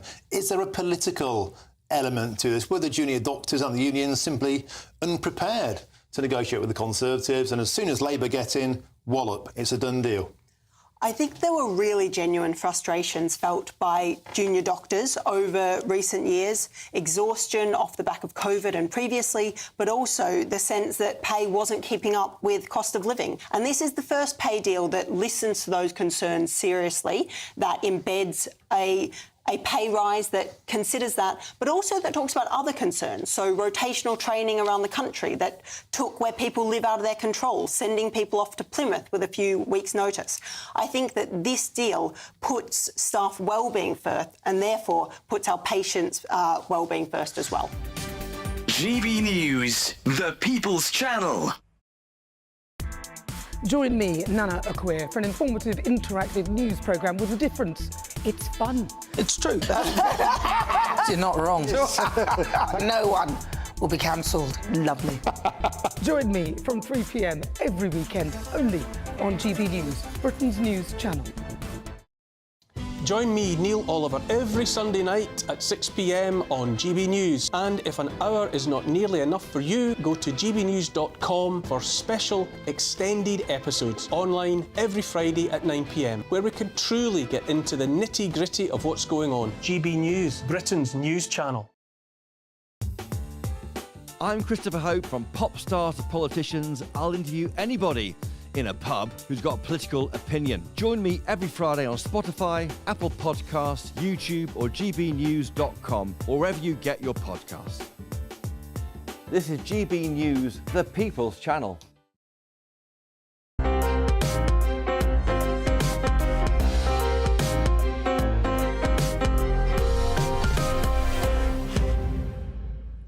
Welcome back to Sunday with Michael Portillo on GB News. The Northern Opera Group performs rare and wonderful operas in imaginative ways, enabling audiences and artists to discover new works and composers from across opera's history. The group produces the annual Leeds Opera Festival, which combines new productions of rare operas with a wide range of talks, panel discussions, workshops and other events. 2024 marks the festival's 8th season, and it's set to offer the world a premiere of Northern Opera Group's latest commission, Sherlock Holmes and the Sign of Four, an interpretation of the Sir Arthur Conan Doyle 19th century mystery novel. It's the first ever opera adaptation of the enigmatic detective. The artistic director of the Northern Opera Group, David Ward, joins me now to tell us more. David, welcome to GB News. If this is the first time that Sherlock Holmes has been translated into opera, I'm imagining that may mean that it's quite difficult to do. Is that so? It's certainly a creative challenge, yes, and we knew that when we started on the project. I mean, as you'll know, opera traditionally has been slower-paced stories, ones that relied on less kind of narrative drive and action. So our first challenge was actually how do we translate this kind of story into opera? So it's about looking at that musical language we use, the theatrical language, and I very much hope that we have been able to find a solution to do that. Absolutely fascinating. How do you set about this? I cannot imagine what the steps are. How do you put it together? Well, it first started in 2020 when we all had a lot of time on our hands, and I finally picked up the Sherlock Holmes novels to have a read. And as I was reading them, it just struck me that these could make a fantastic opera, as well as those great theatrical set pieces. You know, you've also got a wonderful kind of cast of characters that you could have on stage. I also got really interested in this idea of how do you use music to show Sherlock's internal world? And that's something you can do with opera. How does the music take us not only from the external, but actually into the mind of a character? So I contacted a composer called Liam Patterson, whose work I'd seen recently and thought he'd be a great fit for the project. And over the past 4 years, gradually, through a couple of research and development processes, we've kind of come to this point of getting the opera premiered in a couple of weeks' time. Tell me a bit about the music, about the soundscape. What does it sound like? Does it sound like classical music? Does it sound like modern classical music? Does it sound like some other genre altogether? There's certainly kind of a modern classical music kind of vernacular kind of underpins the piece. I mean, in terms of that idea of how do we tell a lot of story, how do we get a lot of action into the piece, there's this really kind of strong driving rhythm that kind of goes through the work, which enables us to get a lot of that information into it. Audiences who might be familiar with old operas, the traditional kind of patter song, it's that sort of idea, that kind of driving rhythmic energy that kind of gets the story across. But one of the reasons why we chose the novel The Sign of Four to adapt is that it's got great variety. It's the story in which there's the love story between Dr. Watson and Mary Morstan, so we have that kind of musical variety in there. We have a big boat chase scene. We see Sherlock at his lowest ebb. So, you know, there is great dramatic and musical variety to be had in the piece. Yes, you talked about getting inside Sherlock's mind. I mean, obviously, Sherlock was a genius. We're talking here about him as though he were a real person, but let's go on doing that. But also a person who with a very, very troubled mind and a problem with addiction. And so all of that appears in your operatic adaptation, does it? Yeah, it certainly does. I mean, The Sign of the Four opens with Sherlock lounging on his sofa, taking cocaine because he hasn't got a case on. I think one of the really interesting things about this story is the idea of obsession and where it takes you. Sherlock is absolutely obsessed with crime and the case. When he hasn't got something on, his mind is restless. He needs something to take him away from that. In this story, I think what's really interesting is being able to contrast him with Dr. Watson, who similarly is so engaged with the stories and so engaged with the crime and the cases they're solving. But in this instance, through the arrival of Mary Morstan, he sees a different way out of his life, a way that can be away from Sherlock and that life of crime. So this is a great piece actually to kind of see these two figures and actually how their lives can change by being open to kind of new experiences, something that Sherlock finds very difficult to do, and something that Watson actually can, emerge from and see a different way of living his life. How far are you now from putting this on stage? Is it about to open? Yeah, we've had 2 weeks of rehearsals and we open on the 28th of August, so a couple of weeks left. Progress has been very smooth so far, I say with fingers crossed.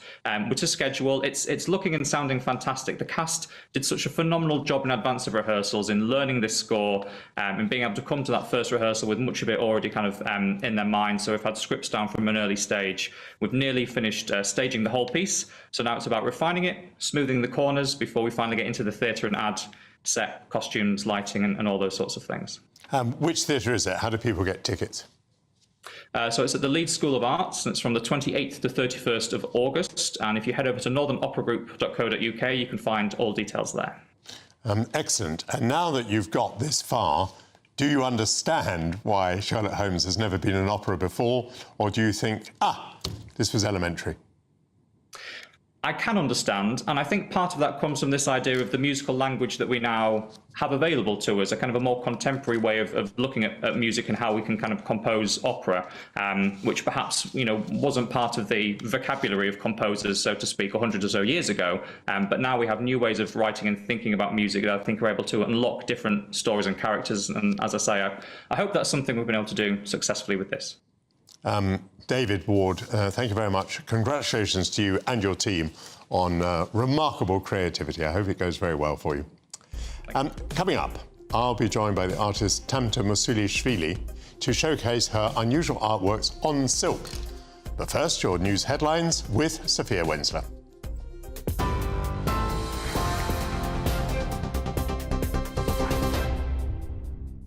Michael, thank you. Good afternoon. I'm Sophia Wensler with your headlines at just after 12:30.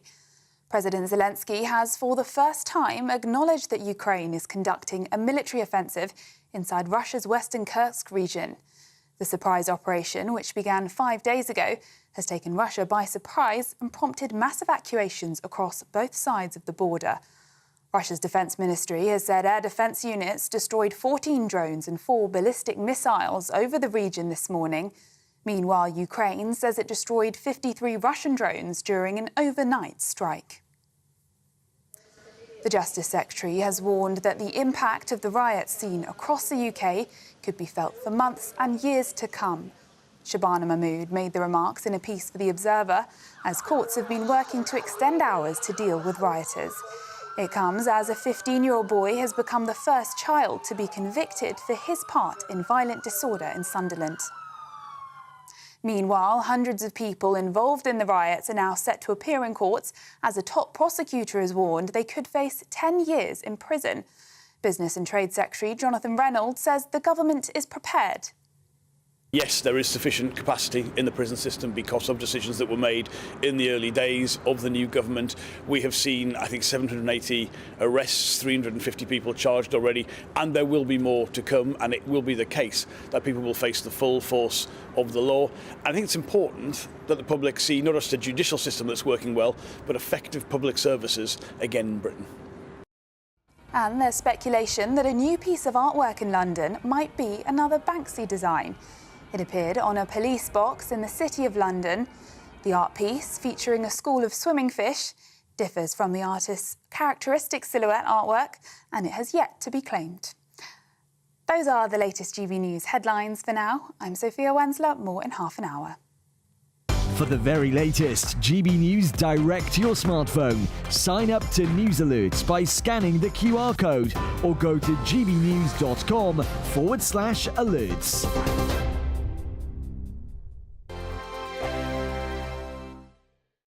Hello, welcome to a GB News weather update from the Met Office. Plenty of warm summer sunshine out there today, turning hotter and more humid on Monday for some, and thunderstorms in the northwest. Looking at the bigger picture, we've got high pressure situated across us today, low pressure out towards the west, driving southeasterly winds, bringing up some hot air.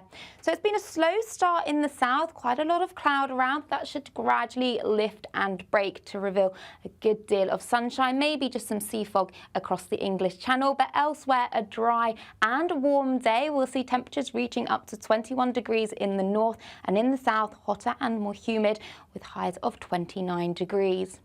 Now, as we go through this evening, plenty of sunshine still on offer to end the day. So across parts of Scotland, many places seeing sunny spells. We've got highs even up to 20 degrees by 5 p.m. Northern Ireland turning a bit cloudier at times this evening, but still plenty of sunny intervals. And across parts of Wales, the Midlands, the southeast, still temperatures 27 degrees even by 6 p.m. Now through tonight, we will see a breeze picking up, especially across the English Channel and across western areas, and we'll see some thunderstorms moving their way northwards as well. We have got some thunderstorm warnings out, especially across Northern Ireland, northeastern England and across Scotland, with thundery downpours. Could be quite torrential, frequent lightning and gusty winds. But tonight it is going to be uncomfortable for sleeping. Some places are not dropping below 20 degrees. So through Monday morning rush hour, we've got this band of thundery rain moving its way north and eastwards. So some strong gusty winds, heavy rainfall could lead to some disruption. But once that clears through, fresher behind it in the north, but across the south, a hot and humid day to come with highs of up to 34 degrees. Bye-bye for now. Sunday nights on GB News. From 6, Neil Oliver. At 7, it's Free Speech Nation with Andrew Doyle. At 9, Mark Dolan. And at 11, get set for the week ahead with headliners. Tomorrow's papers tonight. GB News, the People's Channel, Britain's news channel. I'm Stephen Dixon, and thanks for joining us on GB News, Britain's news channel. Every Saturday, 10 till 12, we'll bring you all of the news that you need to know. We'll also remind you that there is so much to smile about. It's my favourite time of the week. I get to relax, enjoy some light-hearted stories, and let Ellie teach me about fashion too. That's Saturday Morning Live, every Saturday, 10 till 12. Only on GB News, Britain's news channel. I'm Bev Turner. Thank you for joining us on GB News, the People's Channel, Britain's news channel.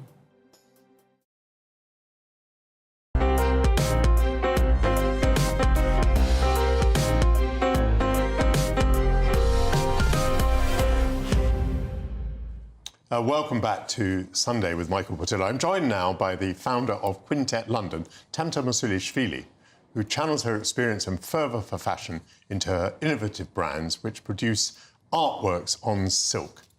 Tamta, very nice to see you. You brought in some lovely things, which we'll discuss in just a moment. Tell me a little bit about the complexity of printing an artist's idea onto silk. Is that a difficult thing to do? It's actually very simple, because we just simply ask our clients a set of questions to find out what they like, their experiences, their favorite objects, or anything they desire. We create out of this information preliminary sketch, show it to clients until it's perfect. We change it according to their needs. Are you saying that everything that you're doing here is personalised to a client? It's a commission from a client? Every single piece is totally unique. We make each individual piece for the client taste. So every single piece is totally different. And what is nice, for example, we do like wedding favors, corporate gifts, investors' gifts, and every single time we would match the theme throughout to the actual company theme and so on. Now here we have a series of little silk ties. Am I right to call them ties? This one's actually called twillies. Twilly. Yes. I didn't know the word twilly. Yes. These have a name. So this is the name of your client in this case. This one is Amanda, I think. Exactly. So actually, these are our signature design. So if you want to give someone something quickly, but just simply add their names, you can order from our website, and you just simply need to insert their name, and we can produce it on your favorite color combination. But then, obviously, our main product is totally unique pieces which are bespoke. I can show you this specific piece, actually. Should I? Go ahead, yes. That is a gorgeous... So this one is really beautiful piece. So there has so many details. So it has our client's house in Notting Hill, the place they met in Manchester, also their favorite club in Ibiza, and that they got married in Florence, and their love of jazz, their company logo, and also their dog, and many more details. So this is something that what we do and specialized in creation of personalized art on silk. Marvellous. Tell me about your artists. You've got two artists. Exactly. So we actually have two incredibly talented artists.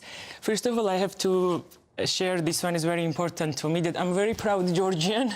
Yes. And all of us in our team, actually, we are all Georgian women. So 4 Georgian women, myself, my mom is a tailor. It was her hobby back in the days, and now she's actually learned for me and for us this specific, beautiful hand roll stitching technique. And also 2 artists, which are digitally drawing, stroke by stroke, each individual artwork for our clients. Digitally? Digitally, yes. So this is something that's dreamt up on the computer screen? Exactly, because a whole idea for me is that I would like to have the least carbon footprint, and I want my artist to be able to draw from anywhere else. I have visited Georgia. I absolutely love Georgia. Georgia is noted for its beautiful scenery, for its marvellous hospitality, yes, for the quality of the men's singing voices, for its wine, for its tea plantations, for its literature, for its alphabet, yes, for its language. I didn't know it was noted for the printing of silk. Is it? So we actually produce in the UK.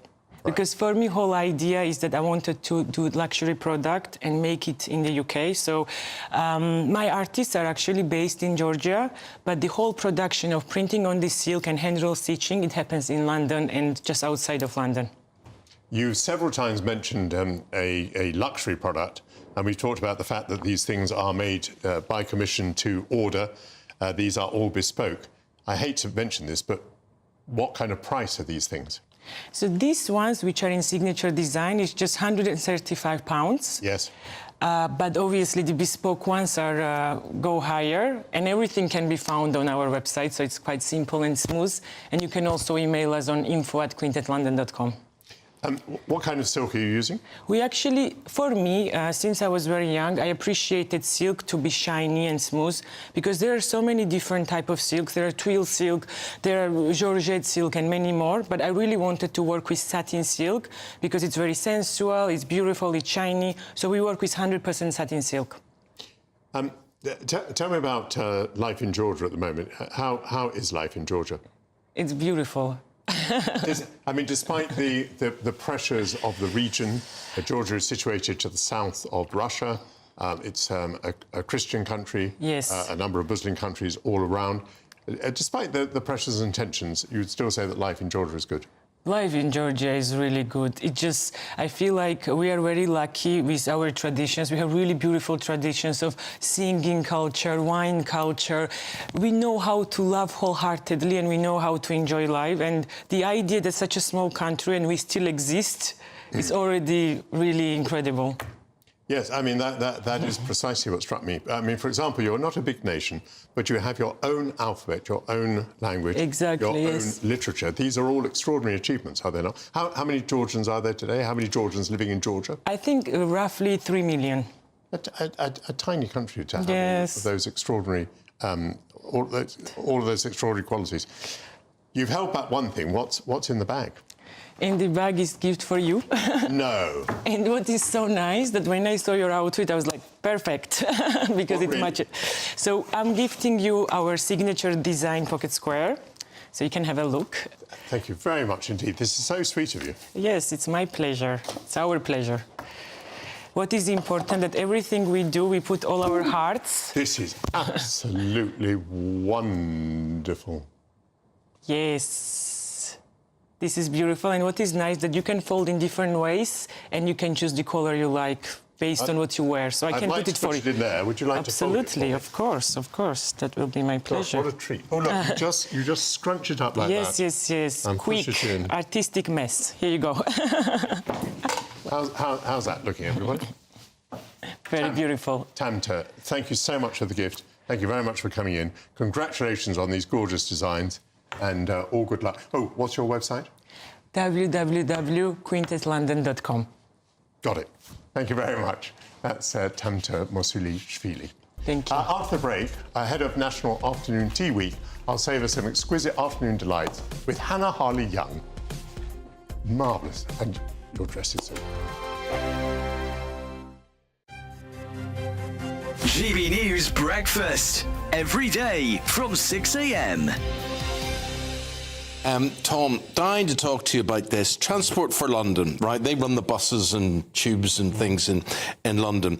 And they've got £2.5 million. £2.5 million, which they're going to spend on what? Diversity training.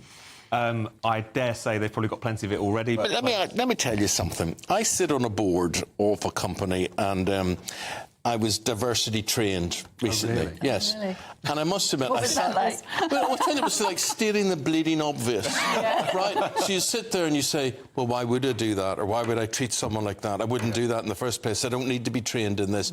And you just sat there for 6 hours while people told you the obvious. But what do you think of spending that amount of money for Transport for London? It's crazy because, on the one hand, do we need this diversity training? The TFL is an incredibly diverse workforce already. The idea that there are barriers to entry there doesn't seem to make a lot of sense. Also, as you say, these things are commonsensical, really. And to the point, sometimes they can become problematic because they're not just saying, you know, be open and tolerant of people and so on. It's actually preaching a more kind of divisive sort of rhetoric to people, which can be a big problem in the get your workplace. diversity training from your boss or somebody, don't you? Somebody pulls you up and says, you don't talk to people like that. This is how you talk to them. That's it. Done. It should be that spend simple. 6 hours in front of And I know that in the grand scheme of things, £2.5 million is kind of money down the back of the sofa. But at the same time, my local tube station just closes early on random nights of the week because of the fact that they haven't got enough staff. 4 years ago, there were 655 people at City Hall earning over £100,000 a year. People might argue that's 655 too many. There are 1,100 now. 4 years later. 1,100? Actually, 1,142 to be precise. The People's Channel. We're proud to be GB News, the People's Channel. And as you know, we always love to hear your views. Now, there's a new way of getting in touch with us at gbnews.com/yoursay. By commenting, you can be part of a live conversation and join our GB News community. You can even talk to me, Bev Turner, or any of the members of the GB News family. I'm Emily Carver. This is GB News, Britain's news channel.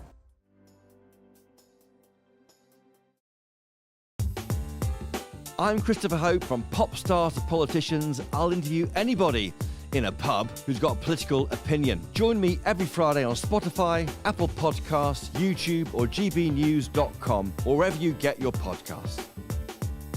This is GB News, the People's Channel.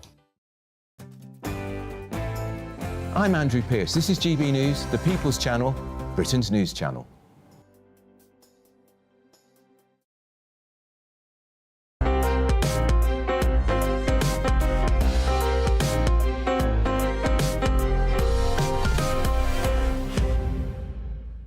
Tomorrow marks the start of Afternoon Tea Week.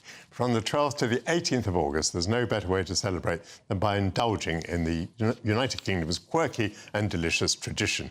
To guide me through the ritual and to take the tea strain, I'm joined now by the host of Crazy Sexy Food podcast, Hannah Harley-Young. Hannah, welcome back to the studio. It's lovely to see you again. There has been a silky smooth transition from the last item because we've managed to get all those beautiful silk scarves out and we've managed to get your tea paraphernalia in. Absolutely, yes. And you really have provided us with a smorgasbord of delicious-looking food. Literally a beautiful board. I thought I'd display it like this. This is a little bit of a modern take on an afternoon tea. And I think what's so lovely is afternoon tea is sort of quintessentially like such a British tradition, isn't it? I mean, it's that thing that we sort of... I get that lull around 3 or 4 in the afternoon when I'm a little bit peckish. And not that I necessarily go for something as opulent as this, but I always need to eat something. And that's actually where the start of it all came from. Well, I was going to say the British are nouveau in this respect. Yes. Because the Chinese, I believe, were having afternoon tea centuries and centuries BC. Yeah. When do you think we, the British, came to afternoon tea? So it was around sort of the 19th century. It was Anna the Seventh, Duchess of Bedford. And it's a really lovely story, actually. She would have her lunch sort of around 12, 1 o'clock, and she would have these fashionably late dinners at 8 p.m, which is actually quite late for me, even in 2024. So she would get hungry, again, a bit like me. We obviously have a lot in common. And so she would ask for tea, bread, butter, cakes to be served in her room in the mid-afternoon. And this sort of became a bit of a society fashionable event in all sort of the upper-class ladies would sort of get themselves in their long gowns and their gloves and their hats, and it became afternoon tea. Yes, now that is the most extraordinary thing, isn't it? That although it was not dinner time, nonetheless, they put on long dresses and they put on gloves. Yes. Enough history for the moment. By the way, she was fortunate, was she not, that the Earl of Sandwich had already invented the 2 pieces of bread put together with a filling. Thank God for that. So what are you offering to us here? OK, so this is actually a lovely brand that has gifted us this today. It's called Cutter and Squidge. I love them. They're a female-owned business. They're based in Soho. They deliver nationwide. And this is an afternoon tea that you can actually get sent to your home and sort of set it out in your own surroundings, which is sort of how I quite like doing it. Do you think we should fortify ourselves with a drop of bubbly? It'd be rude not to. As we start. What I'm observing, delicious, is that you've brought savoury as well as sweet Yes. goods. So what's that over on the left? That looks okay. So here we have sort of savoury. Here we have sort of the savoury section. We've got some little cheese twists. We've got some sort of slightly spicy, fragrant sausage rolls. We've got some crackers with a sort of tomato chutney, some cheese and onion crisps. Pass me a sausage roll if you want. OK, do you know what? I'm going to... Oh, I can reach over. Are you right? There we go. Right. But obviously, I know a lot of people are probably thinking, where are the dainty sandwiches? Yes. The sort of the famous crustless sandwiches, may I say. The crusts are always cut off, these sort of afternoon tea sandwiches. What I love about afternoon tea and how it's evolved over the years is that there's so many different interpretations.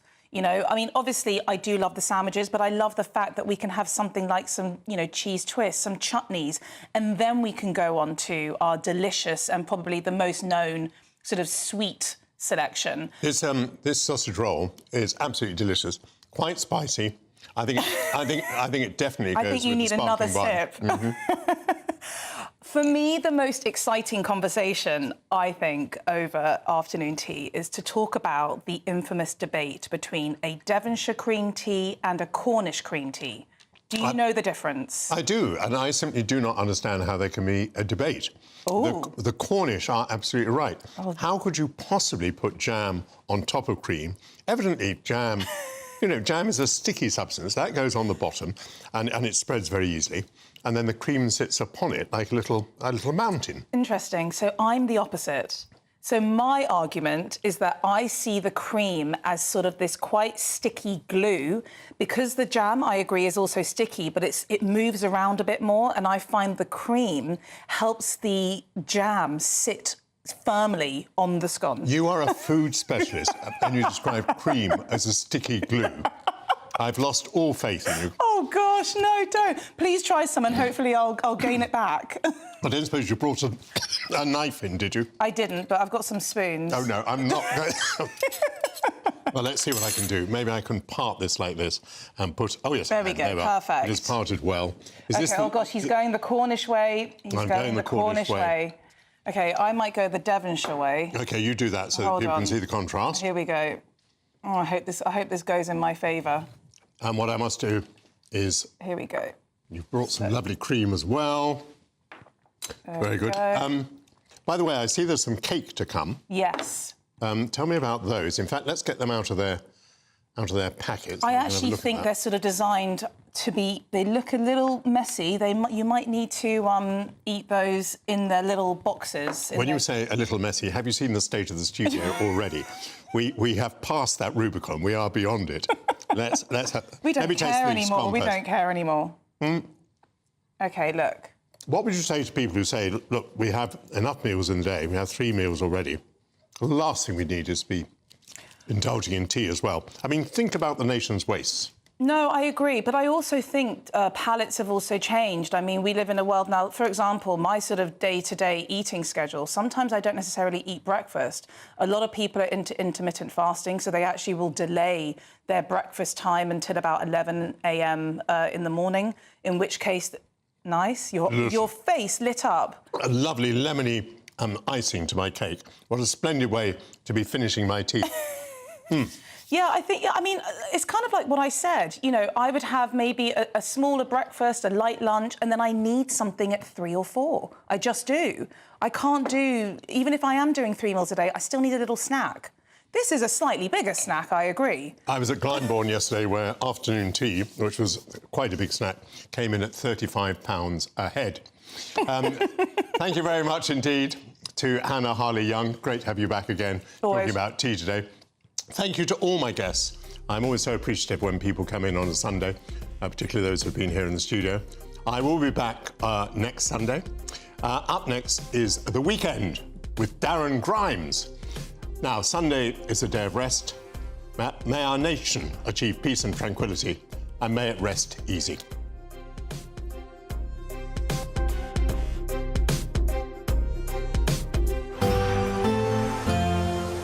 Looks like things are heating up.